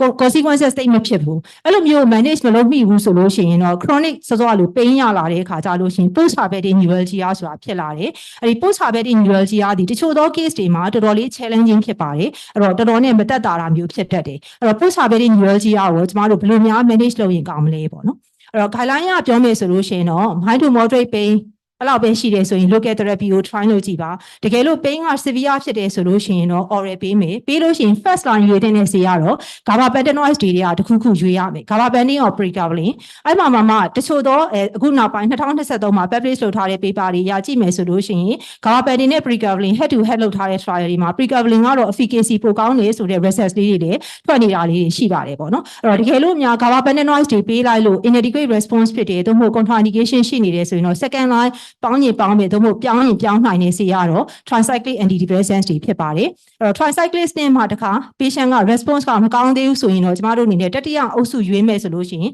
နှစ်မျိုးတွေကတစ်ခုရွေးလို့ရပါတယ်အဲ့ဒါကတော့ဘာလဲဆိုတော့sodium channel antagonist တွေကျမအရှိမပြောခဲ့တဲ့ sodium channel antagonist တွေ valproic acid တို့ carbamazepine တို့ဒါတွေကတစ်ခုခုရွေးမယ်ဒါမှမဟုတ်လို့ရှိရင် SNRI ပေါ့နော် duloxetine ကိုရွေးချင်ရွေးမယ်အဲ့တော့ဒါက သက် line အနေနဲ့ရွေးလို့ရတဲ့ဆေးပါအဲ့ဒါနဲ့မှအဆင်မပြေရင်တော့ကျမတို့အနေနဲ့နောက်ထပ် adjunctive therapy အနေနဲ့အမှတချို့ကြတော့ post herpetic neuralgia ဒီ lumbar region thoracic region မှာဖြစ်တယ်ဆိုရင် intrathecal glucocorticoids တွေပေးလို့ရတယ်ကျမ patient လိုမျိုး cranial region မှာဖြစ်တာဆိုရင်တော့ဒါသုံးလို့မရဘူးပေါ့အဲ့ဒါဆိုလို့ရှိရင်တော့ opioid analgesics တွေ try ကြည့်လို့ရတယ်ဒါနဲ့မှမရရင်တော့ refractory symptoms တွေဖြစ်ရင်ကျမတို့ဒီ interventional therapy တွေတွားရမယ်ပေါ့နော်အဲ့တော့ photos လိုဟာမျိုး neuromodulation neurostimulation ဒါလေးတွေတွားလို့ရတယ်နော် cognitive behavioral therapy တွေပေးလို့ရတယ်ပေါ့နော်အဲ့တော့ဒါလေးက post herpetic neuralgia ကိုဘယ်လိုစဉ်းစားပြီးတော့ပေးမလဲဆိုတဲ့ guideline ဖြစ်ပါတယ်အဲ့တော့ကျမရဲ့တတိယ case ကိုရောဘာဆေးကိုရွေးရင်ကောင်းမလဲအဲ့တော့ဆရာတို့ဆရာမတို့စဉ်းစားပေးကြပါအောင်ပေါ့နော်အဲ့တော့ကျမနောက်ဆုံး case လေးကိုရောက်လာပါပြီ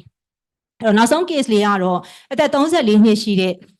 အမျိုးသမီးပေါ့နော်သူကကလေး2ယောက်မိခင်ဖြစ်တယ်အဲ့တော့လာကကြတော့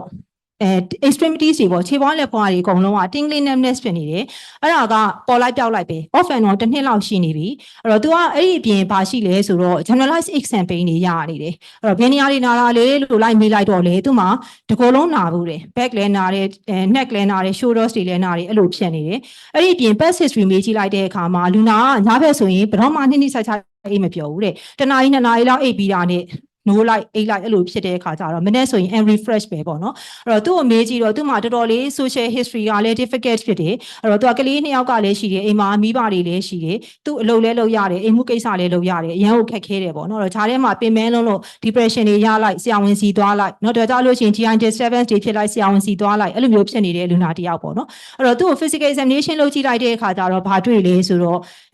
abnormality တော့ဘာမှမတွေ့ဘူးဒါပေမဲ့ထူးခြားတာတစ်ချက်ကဘာလဲဆိုတော့ tender points တွေအများကြီးပဲသူမှာရှိနေတယ်ကျွန်မပုံမှာ response တွေနဲ့ပြထားတဲ့နေရာတွေအဲ့နေရာတွေမှာသူက tender ဖြစ်နေတယ်အဲ့ဒီပြင် sensory examination မှာအရှိက case တွေနဲ့မတူစွာပဲပေါ့နော်အရှိမတော့က case တွေကစမ်းကြည့်လိုက်လို့ရှိရင် stalking distribution မှာ numbness ရှိတာ pain ရှိတာဒီလိုရှိပေမဲ့သူကတော့ဘယ် nerve distribution နဲ့မှရှင်းလို့မရတော့ areas တွေမှာသူက numbness တွေဖြစ်နေတယ်အဲ့တော့ဒီလောက်ဆိုရင်ဆရာတို့ဆရာမတို့လည်း diagnosis ကိုရှင်းမိမှာပါဒီလူနာဒီ fibromyalgia ဆိုတဲ့ယောဂကိုခံစားနေရတာဖြစ်တယ်အဲ့တော့ fibromyalgia ဒီ neuropathic pain လားဆိုတော့မဟုတ်ပါဘူးအရှိမတော်ရင်မင်းလည်းပြောသွားပါတယ်သူဒီ nociplastic pain ဖြစ်တယ်သူက nerve injury ရလို့ဖြစ်တာမဟုတ်ဘူးသူကဘာကြောင့်ဖြစ်တာလဲဆိုတော့ pain ကို modulate လုပ်တဲ့ mechanisms တွေမှာပြဿနာတက်နေတာ central nervous system မှာရှိတဲ့ပြဿနာတွေဖြစ်တယ်အဲ့တော့သူကအထူးသဖြင့် inhibitory pain modulatory mechanisms တွေကညော့သွားပြီးတော့တစ်ဖက်က central augmentation ပေါ့ sensory input ကို hyper excitation ဖြစ်တာဒါကြောင့်မလို့သူက regional pain syndrome တွေရတယ် environmental triggers လေးနည်းနည်းတွေ trauma လေးနည်းနည်းရလိုက်တာနဲ့ stress လေးနည်းနည်းတိုးသွားတာနဲ့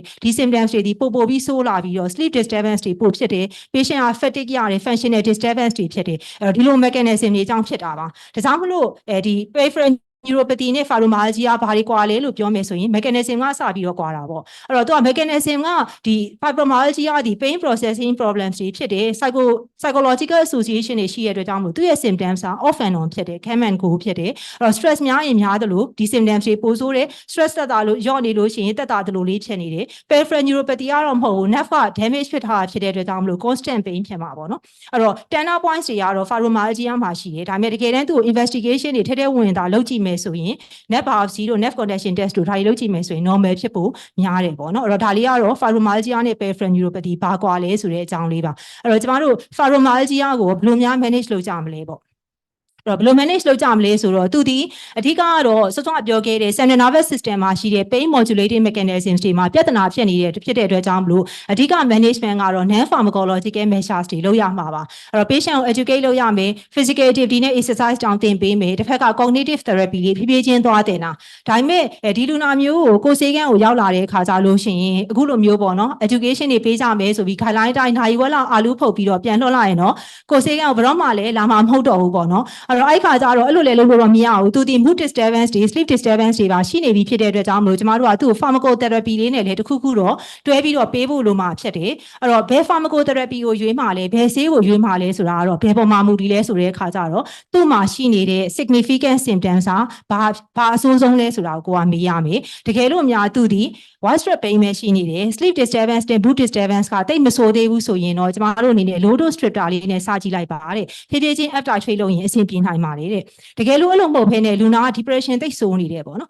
်အဲ့လိုမျိုးဆိုရင်တော့ကျမတို့အနေနဲ့ SNR တိုင်းဒီJuly 17တို့ဟာမျိုး low dose နဲ့ after treat လုပ်ကြည့်ရင်တော့အဆင်ပြေနိုင်တယ်တဲ့တကယ်လို့များအဲ့လိုမဟုတ်ဘဲနဲ့လူနာမှာအဆိုးဆုံးက sleep disturbance ဖြစ်နေတယ်ဆိုရင်တော့ကျမတို့က gabapentinoids တွေကတစ်ခုခုကိုရွေးပါလို့ဆိုထားပါတယ်အဲ့တော့ဒါလေးကတော့ fibromyalgia ရဲ့ guideline လေးကိုကျမပြန်ပြီးတော့ review လုပ်တာပေါ့နော်အဲ့တော့အခုဆိုရင်ကျမ case လေးခုအကြောင်းကို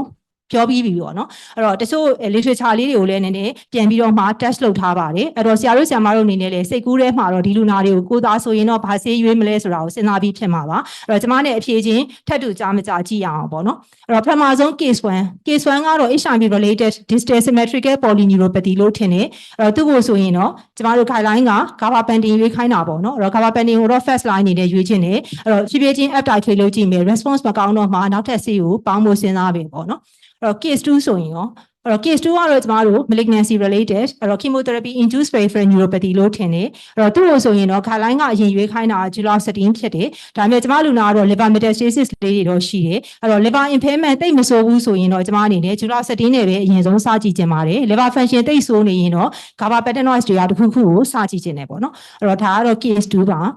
case 3ကတော့ post herpetic neuralgia အဲ့တော့သူ့ကိုတော့ကျမတို့ကအကောင်းဆုံးလို့ပြောတယ်pregabalin low dose လေးနဲ့စမယ်ပေါ့နော်ပြီးတော့မှမရရင်တော့ after treat လုပ်မယ်ပေါင်းမယ်ပေါ့တခြား group နဲ့ပေါင်းမယ်ဒီလိုစဉ်းစားမယ်ပေါ့နော်အဲ့တော့ case 4ကတော့ကျမတို့ neuropathic pain မဟုတ်တော့ nociplastic pain ဖြစ်တယ်ဒါပေမဲ့ဒီမှာလေ management က pain modulatory mechanism ရှိမှာဖြစ်နေတဲ့ပြဿနာဖြစ်တဲ့အတွက်ကြောင့်မလို့စောစောတုန်းက neurotransmitter တွေကိုတွားပြီးတော့မှ manage လုပ်မဲ့ဆေးတွေကိုပဲသုံးရမှာပဲအဲ့တော့ကျမလူနာကတော့ဒီ sleep disturbance ကစိုးနေတဲ့လူနာဖြစ်တယ်ညာဘက်ကိုကောင်းကောင်းမအိပ်နိုင်တဲ့လူနာဖြစ်တဲ့အတွက်ကြောင့်မလို့ကျမကအရှိမပြောခဲ့သလို pregabalin လေး low dose နဲ့စခြင်းနဲ့ after treat လုပ်ကြည့်မယ်အဆင်မပြေရင်တော့လေကျမတို့နောက်တနည်းစဉ်းစားရမယ်ပေါ့နော်အဲ့တော့ဒီမှာဆရာတို့ဆရာမတို့လည်းကျမနဲ့တချို့လဲသဘောထားကွဲလွဲတာမျိုးလည်းရှိနိုင်ပါတယ်အဲ့တော့ဘယ်လိုပဲဖြစ်ဖြစ်ကျမ discussion ကြရင်လည်းဒါလေးတွေပြောလို့ရပါတယ်အဲ့တော့အခုတော့ကျမတို့ take home message ပေးရမယ့်အချိန်ရောက်လာပြီပေါ့နော်အဲ့တော့ကျမအရှိမ guideline တွေအများကြီးလည်းပြောခဲ့တယ် International Society Association of the Study of Pain ကလည်းဘာတွေပြောထားလဲဆိုတဲ့အခါကျတော့ first line neuropathic pain ကို manage လုပ်တဲ့အခါမှာအဓိကဆေးအုပ်စုကြီး3စုတွေကရွေးပါပေါ့နော် sodium channel blockers တွေကတော့တချို့သောယောဂတွေမှာပဲ first line ဖြစ်တယ်အများစုမှာ first line အနေနဲ့မရွေးဘူးအဲ့တော့ကျမတို့ရွေးရမယ့်ဆေးအုပ်3စုက SNR တိုင်း tricyclic antidepressants တွေနဲ့ gabapentinoids တွေဖြစ်ပါတယ်အဲ့တော့ဒီဆေးတွေကနေဘယ်ဆေးကိုအရင်ဆုံးစရွေးချင်တာလဲဆိုတဲ့အချက်ကဘယ်ပေါ်မှာမူတည်လဲဆိုတဲ့အခါကျတော့သူတို့ polyneuropathy ရဲ့ underlying condition ပေါ်မှာလည်းမူတည်တယ်လို့လူနာရဲ့ associated symptoms တွေပေါ်မှာမူတည်ပါတယ်သူဒီ sleep disturbance ဖြစ်နေလား mood disorder ရှိတာလားသို့မဟုတ် elderly functional impairment တွေရှိနေတဲ့သူမျိုးလားအဲ့တော့အဲ့ချက်တွေပေါ်မှာမူတည်ပြီးတော့မှသူနဲ့အသင့်တော်ဆုံးဆေးကိုရွေးရမယ်အဲ့တော့ရွေးတဲ့အခါကျရင်အရေးကြီးဆုံးကတော့ဘာလဲဆိုတော့ဒီဆေးကိုစရွေးပြီးရင်သူ့ကိုဖြည်းဖြည်းချင်း after treat လုပ်တာကို4 to 6 weeks တော်တွင်းမှာ trial ပေးကြည့်ရပါမယ်အဲ့တော့2ရက်3ရက်ပေးလိုက်မကောင်းဘူးဆိုနောက်ဆေးတစ်ခုပြောင်းလိုက်နောက်ဆေးတစ်ခုပြောင်းလိုက်ဆိုရင်တော့သူဒီဘယ်တော့မှ effective management ကိုရနိုင်မှာမဟုတ်ဘူးအဲ့တော့ဒီလိုမျိုးလူနာ compliance ကောင်းဖို့အတွက်ဆိုရင်လေသူ့ကိုဘာပြောထားဖို့လိုလဲဆိုတဲ့အခါကျတော့ဒီဆေးတွေရဲ့ effect ဒီ sleep disturbance ရတဲ့သူကတော့ရက်ပိုင်းတော့တွင်းမှာတက်တာသွားမှာဒါပေမဲ့ pain control ရဖို့အတွက်ကကြတော့ကျမတို့က several weeks လောက်စောင့်ရမယ်ဒီကြားထဲမှာ up titrate လုပ်မယ်အဲ့တော့ဒီကြားထဲမှာ response ရလာအောင်စောင့်ရမှာဖြစ်တယ်ဆိုတဲ့အကြောင်းလေးတခြားလေးရှင်းပြဖို့လိုတယ်အဲ့ဒီအပြင် mood disorder ရှိနေမှာ depression လိုမျိုးတွဲနေပြီဆိုရင်လေဒါတွေ improve ဖြစ်ဖို့ဆိုတာအနည်းဆုံး6 to 8 weeks စောင့်ရမယ်ဆိုတဲ့အကြောင်းကိုပြောပြမှပဲသူနဲ့ကိုယ်နဲ့အပေးယူမျှမှာဖြစ်တယ်အဲ့တော့ဒီလိုမျိုးကိုကဒီ6 to 8 weeks တော့တွင်းမှာ up titrate လဲလုပ်တယ် patient ကလည်း compliance လဲကောင်းတယ်ဒီကြားထဲမှာသူ့ရဲ့ pain ဒီ effective control မရနေဘူးဆိုရင်တော့ကျမတို့အနေနဲ့နောက်ထပ် second agent တစ်ခုကိုပေါင်းဖို့စဉ်းစားမယ်အဲ့လိုပေါင်းဖို့စဉ်းစားတဲ့အခါမှာ mechanism of action မတူသောဆေးတွေကိုရွေးရမှာဖြစ်တယ်အရှိမလည်းအမတွေ emphasize လုပ်ပြီးပြောသွားပါတယ်အထူးသဖြင့်ဒီမှာဆိုရင်ဆေးတွေထဲမှာ serotonin level ကိုများစေတဲ့ဆေးတွေပေါင်းလို့မရဘူးပေါ့နော်တော့ပေါင်းရင်အန္တရာယ်ဖြစ်နိုင်တယ်နောက်ထပ်အရေးကြီးတဲ့ point တစ်ခုကတော့ပါလဲဆိုတော့ neuropathic pain ရဲ့ management မှာကျမတို့က first line အနေနဲ့ opioids တွေကိုတော့အတတ်နိုင်ဆုံးမရွေးစေချင်ပါဘူး။ဘာကြောင့်လဲဆိုတော့ opioids တွေဒီ addiction ဖြစ်နိုင်တဲ့အန္တရာယ်ဖြစ်တဲ့အပြင်တချို့လူတွေမှာဆိုရင်သူက opioid induced hyperalgesia ဆိုတာဖြစ်တတ်တယ်။အဲ့ဒါဆိုရင်သူကမသက်သာတဲ့အပြင်ပို့ပြီးတော့ဆိုးလာမယ်ပေါ့နော်။အဲ့တော့ဒါလေးကိုကျမတို့အနေနဲ့သတိထားတင်ပါတယ်။အဲ့တော့နောက်ဆုံးအနေနဲ့ကတော့ပါလဲဆိုတော့ကျမတို့အနေနဲ့ non pharmacological management ရဲ့ role ကိုလည်းမမေ့တင်ဘူးပေါ့နော်။အဲ့တော့ဥပမာထားပါတော့ aerobic တို့ yoga တို့ stretching exercise တို့ဒါလေးတွေလုပ်လို့ရှိရင်ဘာဖြစ်မလဲဆိုတော့ခန္ဓာကိုယ်ထဲမှာရှိတဲ့ endogenous endorphins တွေကိုများစေတဲ့အတွက်ကြောင့်မလို့စောစောကပြောခဲ့တဲ့ pharmacotherapy ရဲ့ effectiveness ကိုသူကပို့ပြီးတော့ supplementary ဖြစ်စေတယ်ပို့ပြီးတော့အားကောင်းစေတယ်ဒါကြောင့်မလို့ကျမတို့ကဒီ pharmacotherapy လေးနဲ့ non pharmacologic management လေးကိုတွဲပြီးတော့လုပ်ပေးနိုင်မယ်ဆိုရင်ကို neuropathic pain management ကအောင်မြင်မှုရာခိုင်နှုန်းများတယ်လို့ပဲကျမအနေနဲ့ဆွေးနွေးချင်ပါတယ်အားလုံးပဲပေါ့နော်စိတ်ရှည်လက်ရှည်နဲ့နားထောင်ပေးကြလို့ကျေးဇူးတင်ပါတယ်တွေ့ကြပေးပါတော့ဆီယမကြီးဒေါက်တာတီတီထွန်းအားအထူးပင်ကျေးဇူးတင်ရှိပါတယ်ဆက်လက်ပြီး product presentation ပြောကြားပေးပါရန် Inceptor Company မှာ brand executive မတ်ချိုဖြူစင်တင်အားဖိတ်ခေါ်အပ်ပါတယ်ရှင်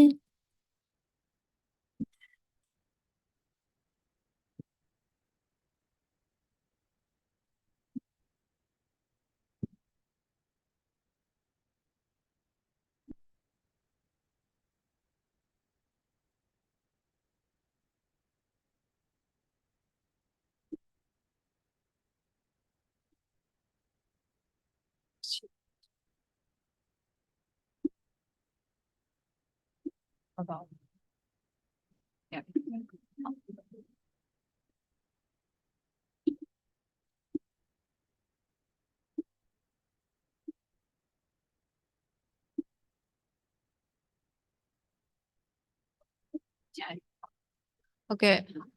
အားလုံးပဲမင်္ဂလာပါကျမကတော့ Inceptor Pharma PT တော့ညီမရဲ့ brand executive ချုပ်ပြစင်တင်မဲ့ဖြစ်ပါတယ်ဟုတ်အခုလိုမျိုးပေါ့နော်မာမလက်တဲ့ကြားကနေပြီးတော့မှစီအားတို့မတို့ဒီပွဲလေးကိုတက်ရောက်ပြီးတဲ့အတွက်လည်းကျေးဇူးတင်ရှိပါတယ်ပထမဦးစွာအနေနဲ့ Inceptor Pharma PT တော့စင်ကာပူအကြောင်းလေးကိုရှင်းပြခွင့်ပြုပါ Inceptor Pharma PT တော့စင်ကာပူဆိုလို့ရှိရင်ပေါ့နော် Inceptor Pharmaceutical ရဲ့ wholly subsidiary တစ်ခုပဲဖြစ်ပါတယ် Inceptor Pharma PT တော့စင်ကာပူဆိုလို့ရှိရင်တော့2014ခုနှစ်ကတည်းက establish လုပ်ခဲ့တာပဲဖြစ်ပါတယ်ယခုဆိုလို့ရှိရင်တော့ Inceptor စင်ကာပူကနေပြီးတော့မှ Asia Africa Europe နဲ့ USA တွေကိုစတင်ပြီးတော့မှ operation လုပ်နေပြီပဲဖြစ်ပါတယ်ကျမတို့ Inceptor company ရဲ့ vision ကတော့ trusted healthcare company တစ်ခုဖြစ်လာဖို့အတွက်ပဲဖြစ်ပါတယ်ကျမတို့ရဲ့ Inceptor မှာဆိုလို့ရှိရင်တော့ပေါ့နော်more than 1100ဝန်းကျင်လောက်ထက်ရှိရဲ့ product တွေကို manufacture လုပ်နေပါတယ်ဒါအပြင်နိုင်ငံပေါင်း65နိုင်ငံကိုဆိုလို့ရှိရင်လည်း distribution လုပ်နေပါတယ် Inceptor ရဲ့ product တွေကိုဆိုလို့ရှိရင်တော့ပေါ့နော် www.inceptorpharma.com ဆိုတဲ့ website မှာဝင်ရောက်ကြည့်ရှုလေ့လာနိုင်ပါတယ်မြန်မာနိုင်ငံမှာတော့ Inceptor Pharma ကိုဆိုလို့ရှိရင်2009ခုနှစ်ကတည်းက establish လုပ်ခဲ့တာပဲဖြစ်ပါတယ်မြန်မာနိုင်ငံမှာဆိုလို့ရှိရင် Inceptor ကနေပြီးတော့မှ manufacture လုပ်ထားတဲ့ product ပေါင်း100ကျော်ကိုရရှိနေပြီပဲဖြစ်ပါတယ်ဟုတ်currently ကတော့မြန်မာနိုင်ငံကို import လုပ်နေတာကတော့ဘင်္ဂလားဒေ့ရှ်ကနေပဲ import လုပ်နေတာပဲဖြစ်ပါတယ်ဘင်္ဂလားဒေ့ရှ်မှာဆိုလို့ရှိရင်တော့ manufacturing plant က2ခုရှိပါတယ်ဒါအပြင် USA မှာဆိုလို့ရှိရင်လည်း1ခုရှိပါတယ်ပေါ့နော်အခုဆိုလို့ရှိရင် Europe မှာပါထပ်ပြီးတော့မှ manufacturing plant ကို propose လုပ်ထားပါတယ်မြန်မာနိုင်ငံမှာထပ်ပြီးတော့မှ distribution လုပ်ပေးနေတာကတော့HNID နဲ့ JDS company တွေကပဲဖြစ်ပါတယ်ဒါကတော့ Inceptor Pharmaceutical ကနေပြီးတော့မှရရှိထားတဲ့ GMP certificate တွေပဲဖြစ်ပါတယ်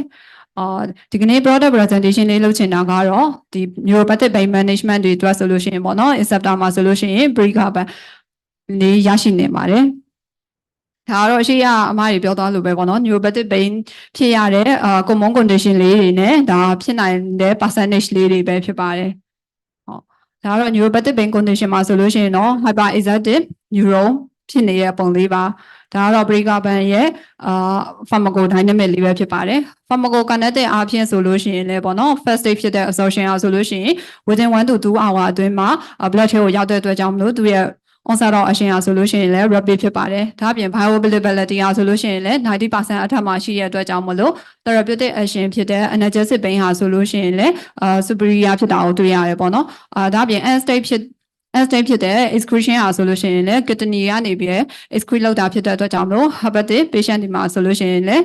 အသုံးပြုလို့ရနိုင်ပါတယ်ဒါကတော့ pregabalin ရဲ့ safety profile လေးပဲဖြစ်ပါတယ်ပေါ့နော်ဒီ coronary heart disease တော့ autonomic neuropathy fasting glucose ဖြစ်နေတဲ့ patient ဆိုလို့ရှိရင်ပေါ့နော် TCA opioid တွေပေးတာထက်စားလို့ရှိရင် pregabalin ပေးတာဟာ safe ဖြစ်တယ်ဆိုပြီးတော့မှ clinical trial တချို့ကဖော်ပြထားတာကိုတွေ့ရပါတယ်ဒါကတော့ pregabalin ရဲ့ indication နဲ့ dosage လေးပဲဖြစ်ပါတယ်ဟုတ် adverse reaction အနေနဲ့ဆိုလို့ရှိရင်လည်း at least 3% of patient ကပဲ report လုပ်တယ်ဆိုပြီးတော့မှလည်းဖော်ပြထားပါတယ်ဒါကတော့ကျမတို့ pregabalin ရဲ့packaging presentation လေးပဲဖြစ်ပါတယ် pregabalin မှာဆိုလို့ရှိရင်တော့တပူးမှာဆိုလို့ရှိရင်10လုံးကတ်3ကတ်ပါဝင်ပါတယ်strength အားဖြင့်ဆိုလို့ရှိရင်လည်း50 or 75 mg ကို2မျိုးစလုံးကိုရနိုင်ပါတယ် dosage form ကတော့သူက head gelatin capsule form အနေနဲ့လာတာပဲဖြစ်ပါတယ်ကျမတို့ရဲ့ production ပိုင်းမှာဆိုလို့ရှိရင်လည်းပေါ့နော် Inceptor Pharmaceutical ဆိုလို့ရှိရင် state of art production facility တွေနဲ့ညီ product တွေကိုထုတ်လုပ်ထားတာပဲဖြစ်ပါတယ်ဒါအပြင် control department အားဆိုလို့ရှိရင်လည်း raw material တွေဒါမှကဒီ finish product တွေကိုပါဆိုလို့ရှိရင် test တွေအစင်းစင်းဆက်တက်ပြီးတော့မှ market ထဲကို distribute လုပ်တာပဲဖြစ်ပါတယ်အဲ့ဒါကြောင့် Inceptor ကနေပြီးတော့မှ manufacture လုပ်ထားတဲ့ product တွေကိုဆိုလို့ရှိရင်quality ကိုရော efficacy ကိုရောယုံကြည်စိတ်ချစွာနဲ့ဆရာတို့အမတို့ prescribe လုပ်လို့ရပါတယ်Inceptor မှာပေါ့နော် neuropathic pain အတွက်ဆိုလို့ရှိရင် pregabalin အပြင် gabapentin ကိုလည်းရရှိနိုင်ပါတယ်ဒါကတော့ gabapentin ရဲ့ dosage guideline လေးပဲဖြစ်ပါတယ် neuropathic pain အတွက်ဆိုလို့ရှိရင်တော့ maximum 1800 mg daily ပေးလို့ရပါတယ်epilepsy အတွက်ဆိုလို့ရှိရင်တော့ maximum 2400 mg daily ပေးလို့ရပါတယ်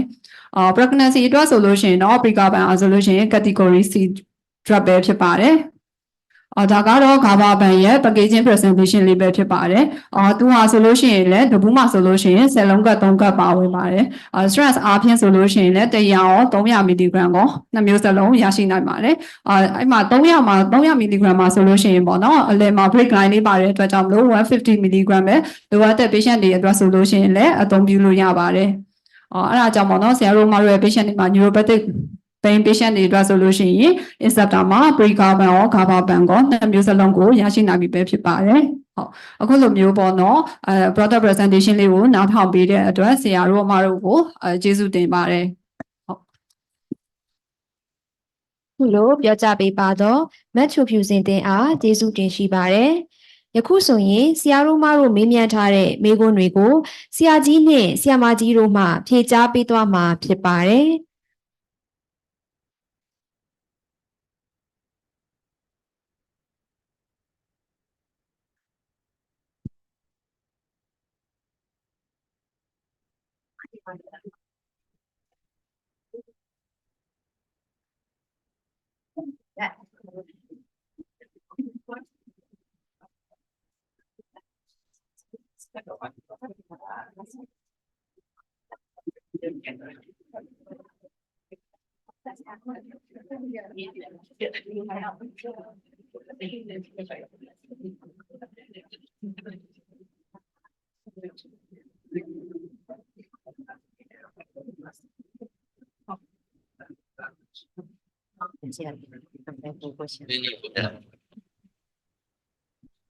ဆရာတို့အများကြီးကျေးဇူးတင်ပါတယ်ကျွန်တော်စိတ်ရှိလက်ရှိနားထောင်ပြီလို့ကျွန်တော်3နာရီတော့ခွဲတော့နည်းနည်းတော့ overall ရှုတော့ဖြစ်နေအဲ့တော့ဆရာတို့ in person တက်တဲ့လူတွေကနေပြီးတော့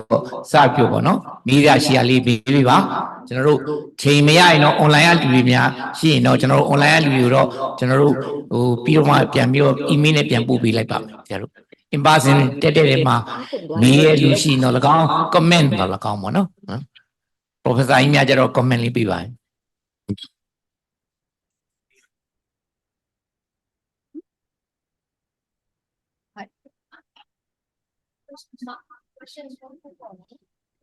ပထမရင်မင်းကိုမေးချင်တာလေ central neuropathic pain အတွက်ကို other interventional measures လေးတွေရှိသလားပေါ့နော်အဲ့ဒါတော့ second speaker ကြာညိုကကျတော့ကျမတို့ဟိုneuro မှာသုံးတာတော့ဒီလိုလေ pin prick လုပ်တဲ့ဟိုဟာလေးပေါ့သွားချထိုးရလို့ဟာမျိုးပဲ stick mono အဲ့ဒါလေးတွေပဲသုံးတာပေါ့နော်ဆရာတို့ရဲ့ diabetic မှာကျတော့အထူးသဖြင့် monofilament ဟာလေးတွေခြေထောက်ကိုသုံးတယ်အဲ့ဒါဘာအတွက်ပေါ့ရွယ်ချက်ကလေကျမတို့ကတော့ဒီ touch ဆိုလို့ရှိရင် tissue paper နဲ့ပဲဟိုအဲ့ဒါလေးကဟိုကျိုးမှာသုံးတယ် monofilament ဒါပေမဲ့ဆရာတို့မှာတော့ခြေထောက်ကလေးပါပြပြီးတော့တတိချာချာလေး diabetic clinic မှာသုံးနေစေဟာလေးကိုဘာအတွက်ကွဲပြားလဲဆိုတာရေနော်ဟိုကဒေါက်တာတီတီထွန်းအားကြတော့လေအမားတို့ရဲ့ဒီ hepatic neuralgia မှာသုံးတာကတချို့တခါတွေမှာတော့ first line က carbamazepine လို့ပြောရဲပေါ့နော်အဲ့ဒါလေးလဲပြပါလဲရှိတော့အဲ့ဒါဘယ်လိုသဘောရလဲပေါ့နော်ဒီမှာတော့ pregabalin လို့ရေးထားတယ်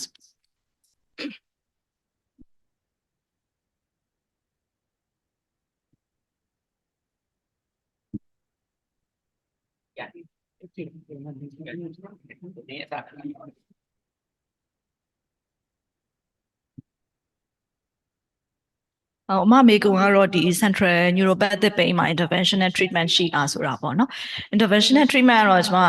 သေးစိတ်တော့မပြောပါဘူးဒါပေမဲ့ list တော့လုပ်သွားပါတယ်အဲ့ဒါတော့nerve peripheral nerve stimulation တွေရှိတယ် spinal cord stimulation တွေရှိတယ် motor cortex stimulation therapy တွေရှိပါတယ်ဒါတော့ဒီမှာမလုပ်နိုင်ပါဘူးနောက်တစ်ခုကတော့ nerve block ကတော့ anesthetics တွေလုပ်ပါတယ်ဒီဟာကတော့ဒီမှာလုပ်လို့ရပါတယ်နောက်တစ်ခုကတော့ TENS ပေါ့ဒါတော့ physiotherapy ကအများကြီးလုပ်ကြပါတယ် transcutaneous nerve stimulation တွေအဲ့တော့အဲ့နှစ်ခုတော့လုပ်လို့ရတယ်ကျန်တဲ့ cortex stimulation တို့ spinal cord stimulation တို့ကတော့ဒီမှာမရပါဟုတ်မှာ thank you ပါအမဟိုလေ pain break အမတို့ဟို pain sensation စမ်းတာတမျိုးပေါ့ကျွန်တော်တို့စီမှာဟို10 gram monofilament လေးရှိပါတယ်ဟို diabetic clinic မှာသုံးပါတယ်အဓိက तू ကတော့ဟို pain အတွက်စမ်းတာမဟုတ်ဘူးမှာသူ့ရဲ့ pressure လေးက just band ပေါ့ကွေးသွားရုံပဲ10 gram ပဲသူက force ပေးတာပေါ့အဓိကရွယ်ချက်က तू ကဘာလဲဆိုတော့ risk of foot ulcer ပေါ့အဲ့ဒီဟာကြတော့အဓိက mainly ဟို large fiber တွေထိတဲ့အခါမှာဒီ10 gram monofilament ထိရဲ့ဟိုပါပေါ့လေ touch ဟို loss ဖြစ်သွားတယ်positive test ပေါ့လေအဓိကတော့ big toe တွေနဲ့ pressure points တွေကိုပဲစမ်းတယ်တချို့ guideline က3နေရာပေါ့3 points အလွယ်စမ်းတာပေါ့ IDF ဆိုလို့ရှိရင် standard ကတော့10ပေါ့10နေရာစမ်းပါတယ်main ကတော့ pain အတွက်မဟုတ်ဘူး large fiber တွေအတွက်စမ်းတယ် risk of foot ulcer at risk foot ကိုသိအောင်ပေါ့အဲ့ဒါ10 gram နဲ့မမီတော့ဆိုရင် the patient has a high risk of foot ulcer ပေါ့အဲ့အတွက်သုံးတာပါမှာဟုတ်ကဲ့ပါအမမေးခွန်းလေးမေးပြတာကျေးဇူးတင်ပါတယ်ရှင်အဲ့တော့ဟိုဒီ post hepatic neuralgia ကတော့အခုကျမရဲ့ case ကတော့သူက trigeminal area မှာဖြစ်တဲ့ဟာတော့ဖြစ်တာပေါ့နော်ဒါပေမဲ့ကျမလည်း guideline တွေကို review လုပ်ကြည့်တဲ့အခါကျတော့သူက trigeminal neuralgia ဆိုလို့ရှိရင်တော့ first line က carbamazepine သုံးတာပေါ့နော်အမ post hepatic neuralgia ကကြတော့သူကဟိုသူရဲ့ mechanism of action ကကျမဟို pathophysiological mechanism မှာရှင်းပြသွားသလိုပဲသူကအဓိက inhibitory mechanism တွေစောစောဟို neuropathic pain မှာဖြစ်တဲ့ mechanism တွေကြောင့်ပဲဖြစ်တာ trigeminal neuralgia ကတော့အများဖြင့်ကတော့ nerve compression ဖြစ်တာတို့ဟို aneurysm တို့ဘာတို့ကနေသွားပြီးတော့ press ဖြစ်တာတို့အဲ့လိုမျိုးလေးတော့နည်းနည်းလေးတော့ကွာတယ်နောက်တစ်ခုကကျတော့ဒီ post hepatic neuralgia မှာသုံးတဲ့အခါကျရင်သူက guideline တော်တော်များများတော့ pregabalin ကိုပဲ recommend လုပ်တယ် carbamazepine ကတော့ side effects တွေများတယ်ပေါ့နော် agranulocytosis ဖြစ်တတ်တာတို့ချို့မှာဆို skin rash တွေဖြစ်တာ Steven Joseph ဖြစ်တာဒီလိုလေးတွေလည်းရှိတယ်နောက်သူကဟိုဒီ enzyme inducer တွေမှာလည်းပါနေတဲ့အခါကျတော့တခြားသောဆေးတွေနဲ့လည်း interaction လေးတွေရှိနိုင်တာလေးတွေများတဲ့အခါကျတော့ဒါကြောင့်မလို့ pregabalin ကိုပဲ guideline တွေတော့နောက်ဆုံးပြန်ပြီး review လုပ်ကြည့်တာတော့အဲ့လိုပဲတွေ့ပါတယ်မှာဟုတ်ကျေးဇူးတင်ပါတယ်ဟုတ်ပါတယ်ကျွန်တော်တို့ဒီ post hepatic neuralgia မှာအရင်တော့ကျွန်တော်သိရတော့ carbamazepine trigeminal neuralgia မှာလည်းသူက first choice ပဲနောက်ပိုင်းမှာသူက side effect တွေတအားများလုံးအားကြီးတော့သူက pregabalin ကို first choice တွေနဲ့သုံးတာဆိုတော့နောက်ပိုင်းတော့ကျွန်တော်လည်းပို့ဖတ်ဖြစ်ပါတယ်ကျေးဇူးပါဆရာကြီး any other questions ဆရာဦးကျော်ဝင်ဟုတ်ကဲ့ပါဆရာ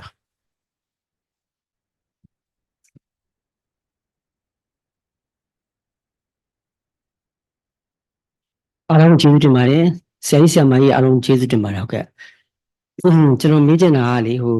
ကျွန်တော် case တစ်ခုရှိလို့ပါဟုတ်ကဲ့ကျွန်တော်တို့ကကျတော့ diabetes ပေါ့နော် metabolic syndrome လို့ရှိတယ်ဝါလဲဝါတယ်ပေါ့နော်အသက်က50လောက်ပါ female ပါနောက်ပြီးလို့ရှိရင်သူက Charcos food လည်းရှိတယ် diabetes ကိုအာစာလည်းရှိတယ်ပေါ့အဲ့ဒါဆိုရင်ကျွန်တော် neuropathy ရောအဲ့ဒီအာစာရောဘယ်လိုနည်းနည်းလေးပေါ့အကြမ်းဖျင်းပေါ့ဘယ်လိုကုနိုင်မလဲပေါ့ how would you treat the ဘုံအာစာ with the charcoal joint ပေါ့ rock supporting food ပေါ့ဟုတ်ကဲ့နောက်တစ်ခုကကြတော့အဲ့ဒါ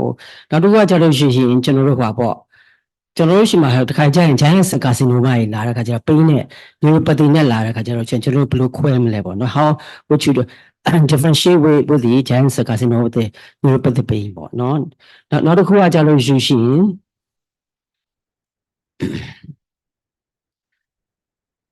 ဆရာမတီတီထုံးမေးချင်တာပေါ့နော်ကျွန်တော် case တစ်ခုရှိတယ်ကျွန်တော် workshop mechanic ပေါ့နော်သူကပါလေ lead poisoning နဲ့ပေါ့ lead poisoning နဲ့ wrist drop ရနေတယ်နောက် pain ကလည်းဟိုကဒီ pain ကတော်တော်လေးညာတယ်ပေါ့နော်အဲ့ဒါဘယ်လို how would you treat the toxicology with the lead poisoning ပေါ့နော်ဟောသိချင်မှာ၃ခုပါ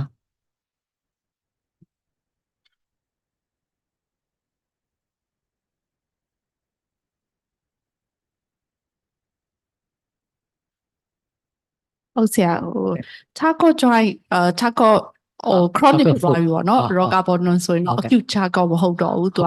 chronic ဖြစ်သွားပြီ already deform ပေါ့အာစာအဲ့ဒီ charcoal နေရာမှာဖြစ်တာလားဟုတ်ကဲ့ပါအဲ့ဒီနေရာဖြစ်တာဟုတ်ကဲ့ဆရာအဲ့ဒါဆိုလို့ရှိရင် patient already deform neuropathy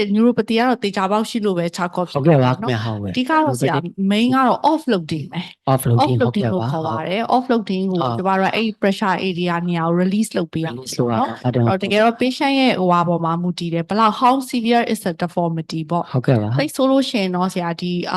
special shoe လို့ပါလိမ့်မယ်ဟုတ်ကဲ့ပါမဟုတ်ဒီဖက်နက်လုပ်တဲ့ဟာပေါ့ special လို့နောက်ဆိုတော့ ASA ရှိရဆိုလို့ရှိရင်တော့ ASA က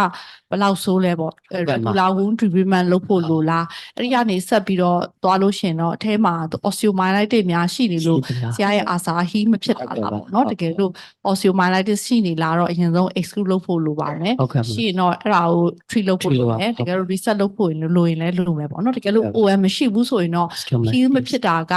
neuropathy ကြောင့်ရယ်နောက် pressure ကို release မလုပ်နိုင်လို့ပေါ့ special shoe လို့မယ်နောက်က vascular ပေါ့ဆရာ arterial doppler လေးတစ်ချက်ဟိုကဲလို့ပါဖြစ်တော့ရှိလို့ရှင်တော့လဲသူကဒီ peripheral vascular disease ရှိနိုင်တယ်ပေါ့နော်အဲ့ဒါလေးကိုတော့ correct လုပ်ဖို့လိုပါဟုတ်ကဲ့ပါဟုတ်ကဲ့ကျေးဇူးပါဟုတ်ဟုတ်ကဲ့ပါဆရာမိကုံးမေးပြတာကျေးဇူးတင်ပါတယ်အဲ့တော့ဟို let ကျလူနာကတော့ let poison ဖြစ်နေတာပေါ့နော်wrist drop ရနေတယ် pain ရနေတာအတွက်ကတော့သူကဟို peripheral neuropathy ကြောင့်ဖြစ်နိုင်တာဖြစ်တဲ့အတွက်ကြောင့်မလို့အဲ့စောစောပြောခဲ့တဲ့ဆေးတွေကိုနည်းနည်း try လုပ်ကြည့်လို့ရမယ်ပေါ့နော်နောက်တစ်ခုကတော့သူကဟို wrist drop ဖြစ်တော့လုပ်ကြည့်မယ်ဆိုရင်တော့ဟိုအမတော်ရမေးဦးနဲ့ concept လုပ်ပြီးတော့မှဟို nerve conduction study လုပ်တာဒါမျိုးလေးတွေလည်းလုပ်ကြည့်လို့ရတယ်ဘယ်နေရာ involve ဖြစ်လဲဆိုတာသိချသိအောင်လို့ပေါ့နော် management အနေနဲ့ကတော့ကျမတို့စီမှာကဟို penicillin တော့ရှိပါတယ်ရှိတယ်ဆိုတော့အဲ့ဒါလေးကိုကျမတို့ဟို try လုပ်ကြည့်ဘူးတယ်ပေါ့နော်အရင်တော့ကအဲ့ lead poisoning case တွေနည်းနည်းလေးဟို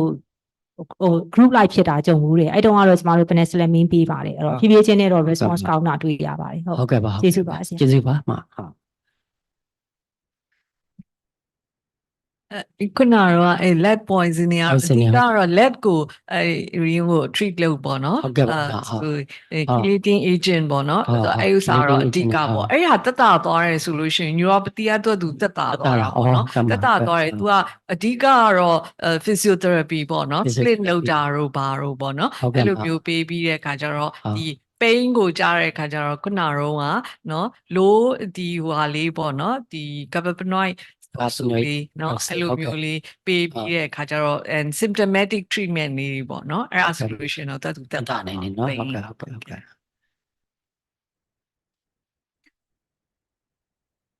ကျမတို့လေအချိန် limited ဖြစ်တဲ့အတွက်နောက်ဆုံး question တစ်ခုပေါ့နော်တယောက်မေးလို့ရပါတယ်ကျမခွင့်ပြုထားပါကျောင်းဆရာတို့လည်းပြန်ကျင်နေပြီကြီးပြီးချိန်နီးနေပြီဆိုတော့တယောက်မေးမဲ့လူများရှိပါလားonline တော်ရင်မေးကိုမေးထားအဲ့ဒါဆိုရင်ဒီမှာဒီ online တယောက်ပေါ့နော်တော်ရင်မေးအေးကိုမေးထားတဲ့ဥစ္စာကြတော့ okay like that trauma door appropriate most of the patient with the tolerate the side effects of the pregabalin high dose เนาะ Era solution, even 150 milligram HS, some suffer giddiness and epigastric pain. Okay, I've got the Kugajado, do an opiate like the tramadol solution appropriate in the long-term management of the central neuropathic pain. Huh? Oh, I've got opiate tramadol appropriate in long-term management of central post-stroke pain ပေါ့နော်အဲ့တော့အဓိကကတော့ဒီ pain ရဲ့ intensity ပေါ်မှာမူတည်ပါတယ်သူရဲ့ treatment က pain intensity ဒီအရန်ဆိုးတယ်ပထမကျွန်မ central post-stroke pain case ပြောသွားတယ်လို့ quality of life အရန်ဆိုးနေတယ်သူဒီ ADL တော့မလုံနိုင်ဘူးဒါဆိုလို့ရှိရင်တော့သူ့ရဲ့ goal ဒီ pain ကို relief ဖြစ်အောင်လုပ်ပေးရမှာမယ်တော့အရင်ဆုံးနံပါတ်1 pain ကို relief ဖြစ်အောင်လုပ်ပေးပြီးတော့မှသာနောက်တစ်ဆင့်က quality of life ကိုတက်လာမယ် mobility တက်လာမယ်နောက်ကျန်တဲ့ psychological consequences တွေရောအောင်လုပ်ပါမယ်ဒါကြောင့်မလို့ကျမတို့ဒီ opiate ကို first line အနေနဲ့မသုံးသင့်ဘူးဆိုတာမှန်ပေမဲ့လည်း first line second line ကျန်တဲ့ combination therapy တွေသုံးပြီးမရဘူးဆိုရင်တော့နောက်ဆုံးအနေနဲ့ကတော့ဒီ low dose opiate ကိုသုံးပါတယ် opiate မှာလည်းဒီ weak opiate ဖြစ်တဲ့ tramadol ဒီဘာလို့သုံးတာလဲဆိုတော့ tramadol ဒီ opiate action အပြင်သူက serotonin inhibition effect လည်းရှိတယ်ဒါကြောင့်မလို့ဒီ low dose weak opiate လေးကိုတော့သူ second line အနေနဲ့တော့သုံးခိုင်းပါတယ်နော်ဒါဒီ temporarily လည်းဖြစ်ချင်းဖြစ်မယ် long term လည်းဖြစ်ချင်းဖြစ်မှာပဲဒါကြောင့်မလို့ဒီ IASP International Association for Study of Pain ကဒီမြန်မာပြည်မှာဘာကြောင့်မလို့ opiate usage တွေနည်းနေတာလဲသူကလူတွေကိုဘာလို့ pain တွေ suffering ဖြစ်စေနေတာလဲဆိုတော့အများနဲ့ question ထုတ်ပါတယ်เนาะဒါကြောင့်မလို့ opiate ဒီ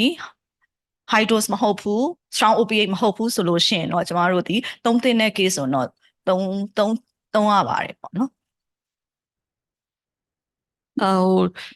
the central post-stroke pain ဖြစ်တဲ့အတွက်ကြောင့်မလို့တော့ဒီ underlying ကိုတော့ treat လုပ်အောင်မှာပေါ့နော်ဥပမာဒီဟို stroke အဓိကတော့ stroke ပေါ့နော် type of stroke ပေါ်မူတည်ပြီးတော့မှအဲ့ stroke ကိုအဓိကဟိုစားပေါ့နော် treat လုပ်မယ်နောက် prevention เนาะအဲ့ဒီဥစ္စာတွေဆက်ပြီးတော့ treat လုပ်မယ်သူရဲ့ risk factor တွေကို treat လုပ်မယ်အဲ့ဒီတက်တာလာတာနဲ့အမျှဒီ pain ကလည်းတက်တာသွားတော့เนาะအဲ့ဒါလေးတော့ရှိပါတယ်ဟုတ်ကဲ့ကျွန်တော်တို့အချိန်ကိုငဲ့ညတော့အပြင်ဆရာတို့ဆရာမတို့အားလုံးကျေးဇူးတင်ပါတယ်ကျွန်တော်ဒီနေ့ summary ကိုနည်းနည်းလေး wind up ပြီးပြန်လုပ်စီချင်ပါတယ်ဆိုတော့ကျွန်တော်တို့ဒီနေ့ပေါ့နော် general medicine နဲ့ကျွန်တော်တို့ဒီ specialist တစ်ခုနဲ့ပေါင်းပြီးတော့နော် neuropathic pain နဲ့ပတ်သက်ပြီးတော့ကျွန်တော်တို့ case based approach လေးကိုကျွန်တော်တို့ဒီ 3 speakers ပေါ့နော်ကနေပြီးတော့ပြည့်ပြည့်စုံတင်ပြသွားကြအောင်အများကြီးကျွန်တော်တို့ကျေးဇူးတင်ပါတယ်အဲ့တော့ကျွန်တော်ဘာတွေသိခဲ့ရလဲပေါ့တစ်ကတော့ဆရာတို့ pain မှာဆရာမတော်ကြီးမင်းတင်ပြသွားတယ်ဆရာတို့နေခွဲကြမယ်လူတယောက်လာရင်neuropathic pain လားအဓိကတော့နော်ကျွန်တော်အဲ့ဒါကိုခွဲကြအောင် neuropathic pain လား somatic pain လား nociceptive pain လားအဲ့တုံးလို့ဆရာတို့အရင်ခွဲရမှာဖြစ်ပါတယ်အဲ့တော့လူတိုင်းကိုကျွန်တော်တို့ analgesic တွေပေးလို့မရတာအဲ့တော့ပထမတစ်ဆင့်က neuropathic pain ကိုခေါ်လို့ဆရာတို့ဆရာမတို့ကတင်ပြသွားပြီneuropathic pain တင်ကြသွားပြီဆိုရင်ကျွန်တော်သိသွားတာအခုဘာသိသွားလဲဆိုရင်ကျွန်တော်မှာ central pain လည်းရှိရဲ့ peripheral pain လည်းရှိတယ် central pain နဲ့ပတ်သက်လို့ဆရာမ3 case 3တင်ပြသွားတယ် post-stroke pain ဟလာ multiple sclerosis ကြောင့်ရတဲ့ pain and Parkinson ကြောင့်ရတဲ့ pain ပေါ့နော်ခုရအနိုင်ခဲ့တဲ့90ရာခိုင်နှုန်း30ကနေ90ရာခိုင်နှုန်းတော့ပဲပျောက်တယ် main combination နဲ့တုံးရတယ်ဆိုတော့ကျွန်တော်လမ်းလောက်ရပါတယ်အဲ့ဒီမှာကျွန်တော်တို့ပြီးတဲ့အခါမှာကျွန်တော်တို့ဆေးရလဲအဓိကတော့၄မျိုးပဲရှိတယ်ဆိုတာမှာဆရာမတော်တီထုံးတင်ပြသွားပါတယ်ကျွန်တော်တို့ဒီကနေပြန်သွားရင်ဆေး၄မျိုးပေါ့နော်ပူကြီး၄မျိုးကျွန်တော်တို့သိမှုလို့ဒီမှာပါတယ်တကူကတော့ pregabalin နဲ့ domabalin အုပ်စုပေါ့အဲ့ဒါ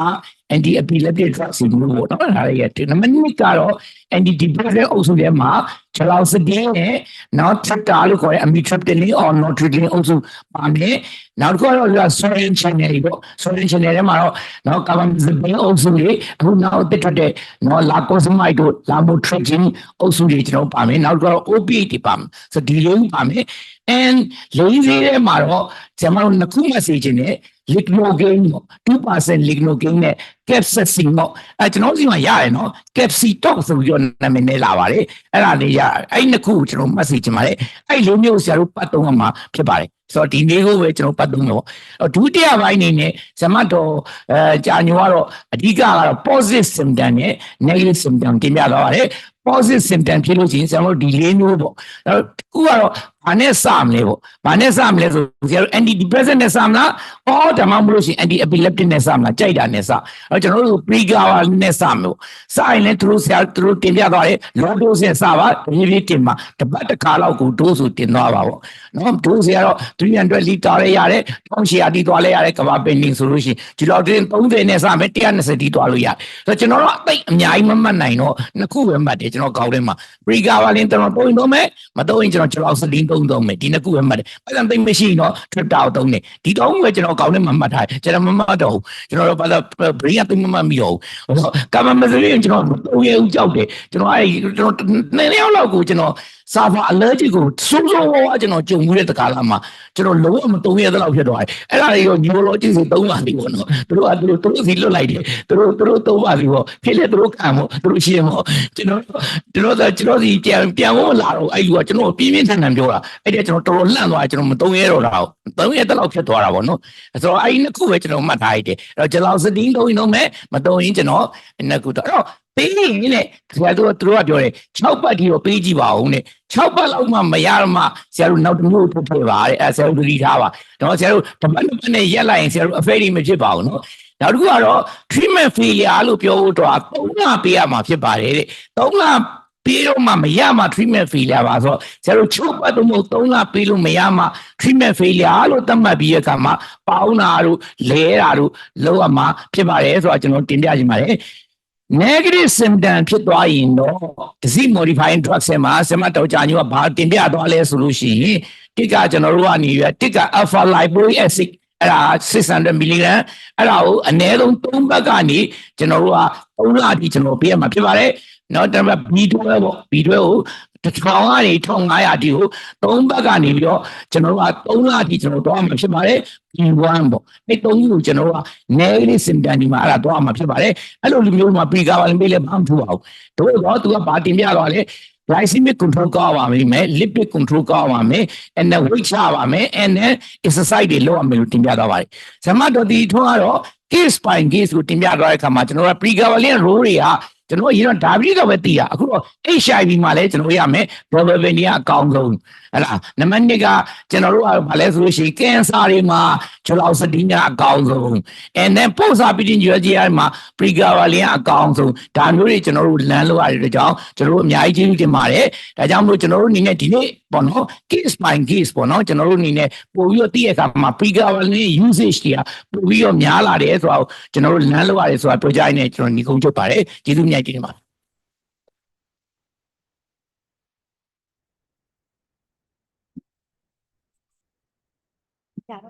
ဆက်လက်ပြီး closing speech ပြောကြားပေးပါရန်ဆရာမကြီး Professor တင်တင်နွယ်အားလေးစားစွာဖိတ်ခေါ်အပ်ပါတယ်ရှင်အခုဒီ webinar မှာပေါ့နော်မအားမလတ်တဲ့ဂျားတွေကနေဆရာတို့အချိန်ပေးပြီးတက်ရောက်ပြီးတဲ့အတွက်လည်းအများကြီးကျေးဇူးတင်ပါတယ်ဒီနော်တက်ရောက်ခြင်းအဖြစ်ကျမတို့ speaker တွေကလည်းဒီဟောပြောပွဲမှာတေချာကြပြည့်ပြည့်စုံစုံပြောဖို့အတွက်သူတို့လည်းတော်တော်လေးအချိန်ယူရပါတယ်ကျမတို့လည်းဒီမှာကျမတို့ Chairperson နေနဲ့လာတက်ရောက်ပြီးမဲ့လည်းသူတို့တွေတင်ပြတာကျမတို့ learn လုပ်လို့ရပါတယ်ဒါကြောင့် every webinar ပေါ့နော်အချိန်ရလို့ရှိရင်လည်းတက်ရောက်ပြီးပါလို့ဘာကြောင့်ဆိုတစ်ထိုင်ထဲမှာinformation တွေအကုန်လုံးအားလုံးသူတို့ရဲ့ experience တွေရောအကုန်လုံး share လုပ်ပြီးတဲ့အတွက်ကြောင့် webinar တော့အချိန်ရှိရင်တက်ပေးပါဒါကြောင့်ကိုယ့်ဘက်ကိုဖတ်နေလို့ရှိရင်တော့အများကြီးအချိန်ပေးရပါတယ်ဒီမှာဆိုရင်ပေးရတဲ့အချိန်တစ်နိုင်နှစ်နိုင်ကတော့အများကြီးအကျိုးရှိပါတယ်အဲ့တော့ကျမတို့ဒီနေ့ practical management of neuropathic pain webinar ကြီးကိုအခုလိုအောင်မြင်မြင်နဲ့ပြီးဆုံးသွားတဲ့အတွက်ကျမတို့ဝမ်းမြောက်ကြောင်းပြောလိုပါတယ်နောက်ဒီ webinar ကိုလူကိုယ်တိုင်ကြောက်ရောက်အားပေးကြတဲ့လူများရော Zoom အနေပြီးတော့ဆက်တွယ်ပြီးတော့ပါဝင်ပြီးတော့နားထောင်ပြီးတဲ့ဆရာဆရာမများကိုလည်းကျေးဇူးတင်ပါတယ်ဆရာတို့ဆရာမတို့အနေနဲ့ဒီ webinar ရရှိတဲ့ knowledge တွေကိုမိမိရဲ့လူနာတွေကုသတဲ့နေရာမှာအကျိုးရှိရှိအသုံးချနိုင်မယ်လို့လည်းမျှော်လင့်ပါတယ်အဲကြောင့်ဒီ webinar ကြီးကိုကျမနဲ့အတူ Chairperson အဖြစ်ဆောင်ရွက်ပြီးတော့ Professor ဒေါ်ဖြူဖြူလေး Professor ဦးကိုကိုနောက် speaker များဖြစ်ကြတော့တွဲဖက်ပါမောက္ခဒေါက်တာရင်မီအေ consultant senior consultant ဒေါက်တာကြာညိုစိုးမြင့်နောက် consultant ဒေါက်တာတီတီထွန်းတို့ကိုလည်းကျွန်မကျေးဇူးတင်ကြောင်းပြောလိုပါတယ်ဒါကြောင့်ဒီ webinar ကြီးဖြစ်မြောက်အောင်ဝိုင်းဝန်းပြီးတော့ပံ့ပိုးပြီးတော့ Insider Company ကနေ Country Manager Mr. Rakit နဲ့တင်းကိုလည်းအထူးကျေးဇူးတင်ရှိကြောင်းပြောကြရင်းဒီကုန်းချုပ်ရပါတယ် ခုလိုပြောကြားပေးပါတော့ဆရာမကြီးအားကျေးဇူးအထူးတင်ရှိပါတယ်။ယခုအစီအစဉ်ကတော့ Chairperson နှင့် Speaker များအားအမှတ်တရလက်ဆောင်များပေးမိအစီအစဉ်ဖြစ်ပါတယ်ရှင်။အမှတ်တရလက်ဆောင်ချီးမြှင့်ပေးပါရန် Medi Myanmar Group and Hanideal Trading Limited မှဒေါက်တာဆူစီအားဖိတ်ခေါ်အပ်ပါတယ်ရှင်။အမှတ်တရလက်ဆောင်လက်ခံပေးပါရန်ဆရာမကြီး Professor ဖြူဖြူလေးအားရိုသေလေးစားစွာဖြင့်ဖိတ်ကြားအပ်ပါတယ်ရှင်။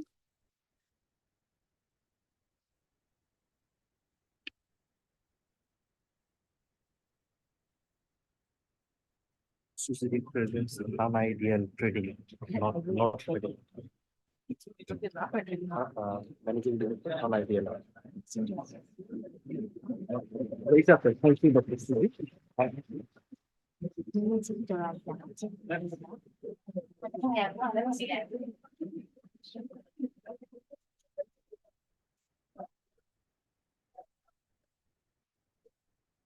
Dr. ထူစီအားကျေးဇူးအထူးတင်ရှိပါတယ်။မှတ်တရလက်ဆောင်လက်ခံပေးပါတော့ဆရာမကြီး Professor ဖြူဖြူလေးအားကျေးဇူးအထူးတင်ရှိပါတယ်ရှင်။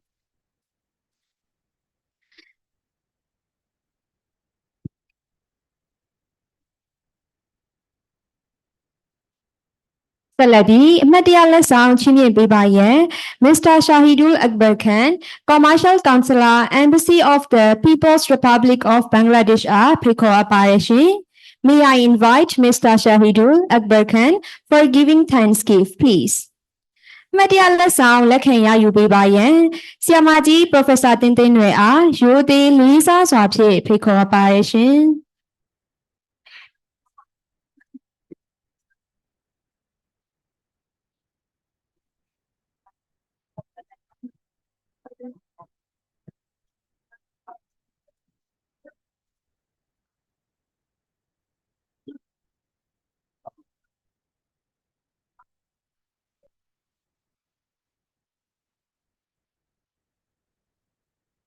Thank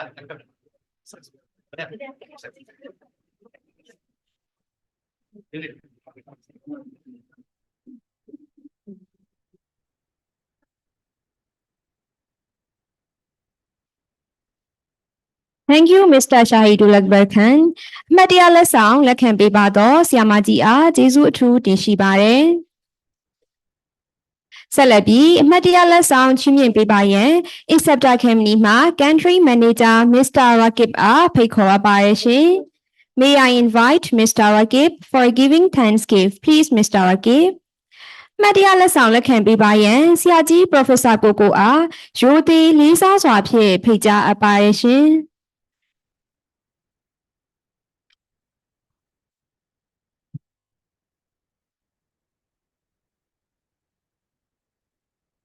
Thank you, Mr. Rakib. အမှတ်တရလက်ဆောင်လက်ခံရယူပေးပါတော့ဆရာကြီးအားကျေးဇူးအထူးတင်ရှိပါတယ်။ထို့နောက်မှတ်တရလက်ဆောင်လက်ခံပေးပါရန်ဆရာမကြီး Dr. ရင်မင်းအေအားရိုသေလေးစားစွာဖြင့်ဖိတ်ကြားအပ်ပါရဲ့ရှင်။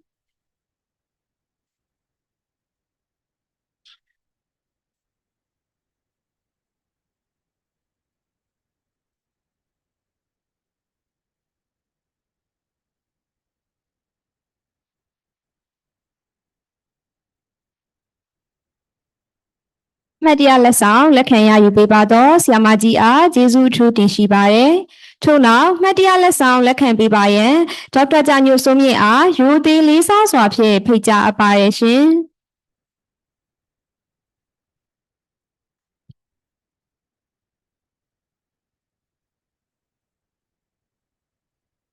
မှတ်တရလက်ဆောင်လက်ခံရယူပေးပါတော့ဒေါက်တာကြာညိုစိုးမြင့်အားကျေးဇူးအထူးတင်ရှိပါတယ်။ဆက်လက်ပြီးမှတ်တရလက်ဆောင်လက်ခံရယူပေးပါရန်ဒေါက်တာတီတီထွန်းအားရိုသေလေးစားစွာဖြင့်ဖိတ်ကြားအပ်ပါရဲ့ရှင်။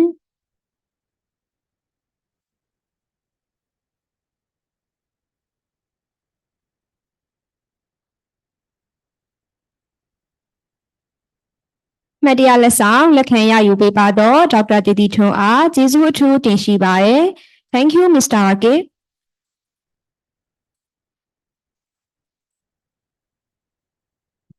ထို့နောက်မှတ်တရလက်ဆောင်ချီးမြှင့်ပေးပါရန် Managing Director Hanideal Trading Limited မှဒေါက်တာဆူစီအားထပ်မံဖိတ်ခေါ်အပ်ပါရဲ့ရှင်။ May I invite Mr. Shahidul Akbar Khan, Commercial Councillor, Embassy of the People's Republic of Bangladesh, for receiving thanks gift, please.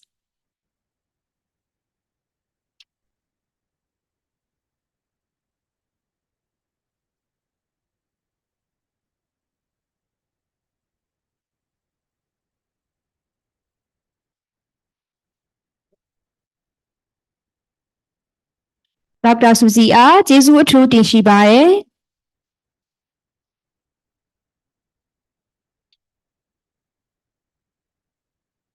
ဆက်လက်ပြီးကျေးဇူးတင်စကားပြောကြားပေးပါရန် Inceptor Academy မှာ Country Manager Mr. Rakib အားထပ်မံဖိတ်ခေါ်အပ်ပါတယ်ရှင်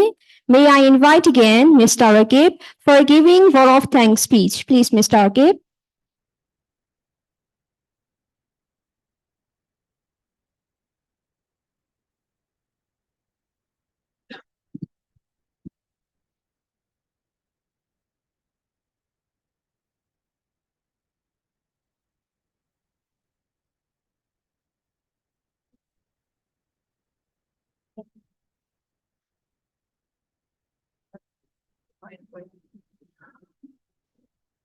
Good afternoon, honorable chairpersons and speakers, and of course, distinguish all the physicians, both online and in presence. I would like to sincerely thank on behalf of Inceptor Pharma Private Limited for coming and giving your valuable time to enjoy the session. I'm more than sure the perspective, as you can see, the management of neuropathic pain. So we put the practical management of neuropathic pain case scenario approach. So from this legend of our medical field, all the speakers and the chairperson, they shared the knowledge-based practical cases. I am sure that this will help all of our physicians to treat this condition of neuropathic pain in a better way. And in Inceptor Pharma, we are overwhelmed to see the great presence in here, and interactive sessions also very like a very live and then energetic. So I'd like to bear with all of you, the Myanmar doctors in future also come up with a newer generation molecules, and also would come up with a more scientific even in future with all of your help. Thank you once again for coming and joining. Thank you very much. Thank you, Mr. Rakib. ယခုဆက်လက်ကျင်းပမည့်အစီအစဉ်ကတော့ Lucky Draw အစီအစဉ်ဖြစ်ပြီး Online Attendance Lucky Draw ကန်ထူးရှင်များကိုဦးစွာကြေညာပေးသွားမှာဖြစ်ပါတယ်ရှင်။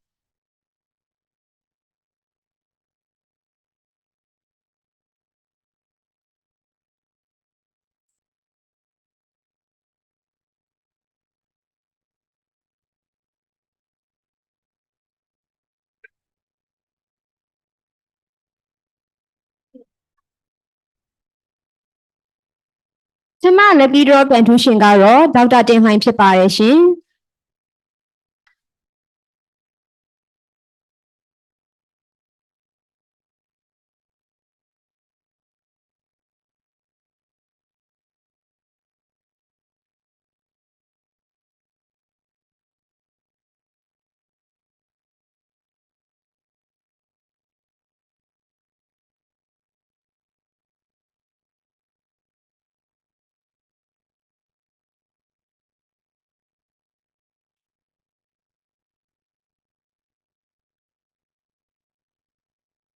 ။ဒုတိယ Lucky Draw ကန်ထူးရှင်ကတော့ဒေါက်တာတင်ဝင်းဖြစ်ပါတယ်ရှင်။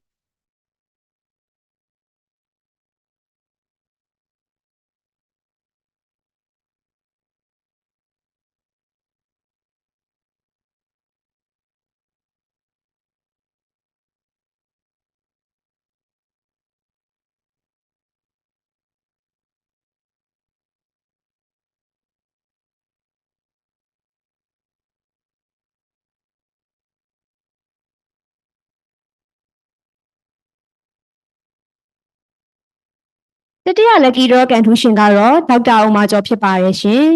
။ယခုဆက်လက်ပြီး In-person Lucky Draw အစီအစဉ်အတွက်ပထမဦးစွာ Lucky Draw ကန်ထူးရှင်တဦးကိုရွေးချယ်ပေးပါရန်ဆရာမကြီး Professor ဖြူဖြူလေးအားရိုသေလေးစားစွာဖြင့်ပန်ကြားအပ်ပါတယ်ရှင်။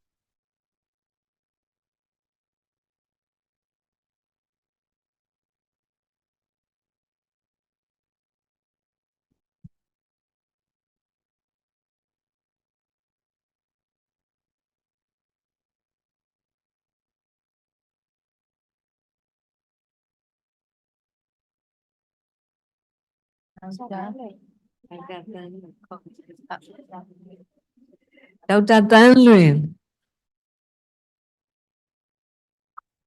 She loved it. Oh, see.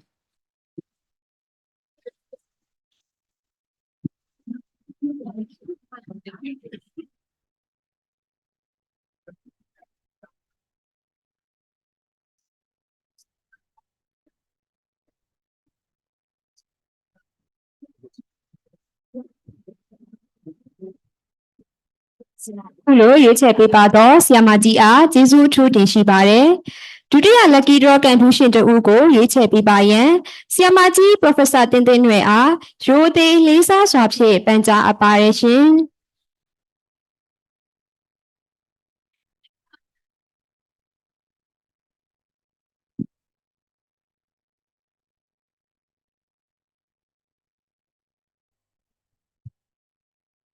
မြတ်တော်ဟုတ်ပြီနေကကန်ထူးရှင်တော့ကျမရဲ့ PG ကျောင်းသားပါပဲဒေါက်တာကောင်းမြတ်ထွန်း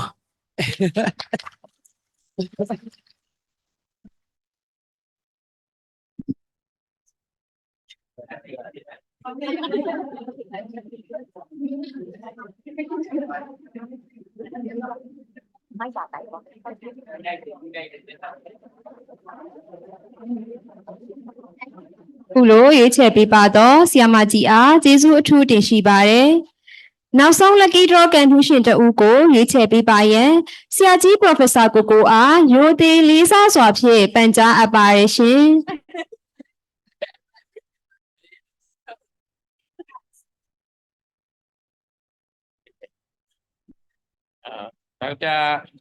ဒေါက်တာခင်စုစုတွေ့လား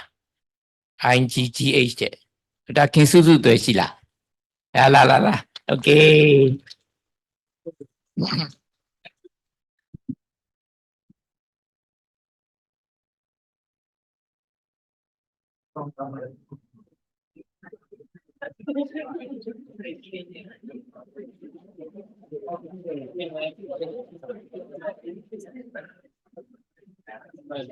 ခုလိုရွေးချယ်ပေးပါတော့ဆရာကြီးအားကျေးဇူးအထူးတင်ရှိပါတယ်ယနေ့ကျင်းပတဲ့ webinar မှာ Chairperson အနေနဲ့ဆောင်ရွက်ပေးပါတော့ဆရာမကြီး Professor ဖြူလေးဆရာကြီး Professor ကိုဆရာမကြီး Professor တင်တင်နွယ်နှင့် Speaker အနေနဲ့ဟောပြောပေးပါတော့မမဒေါက်တာရင်မင်းအေးမမဒေါက်တာကြာညိုစိုးမြင့်နှင့်မမဒေါက်တာတီတီထွန်းနှင့်တကွာပါဝင်တက်ရောက်ပေးပါတော့ဆရာတို့မတို့အားလုံးကို Inceptor Academy မှာအထူးကျေးဇူးတင်ရှိပါကြောင်းပြောကြားရင်ယနေ့ webinar ကိုအောင်မြင်စွာပြီးဆုံးကြောင်းကြေညာအပ်ပါတယ်ရှင်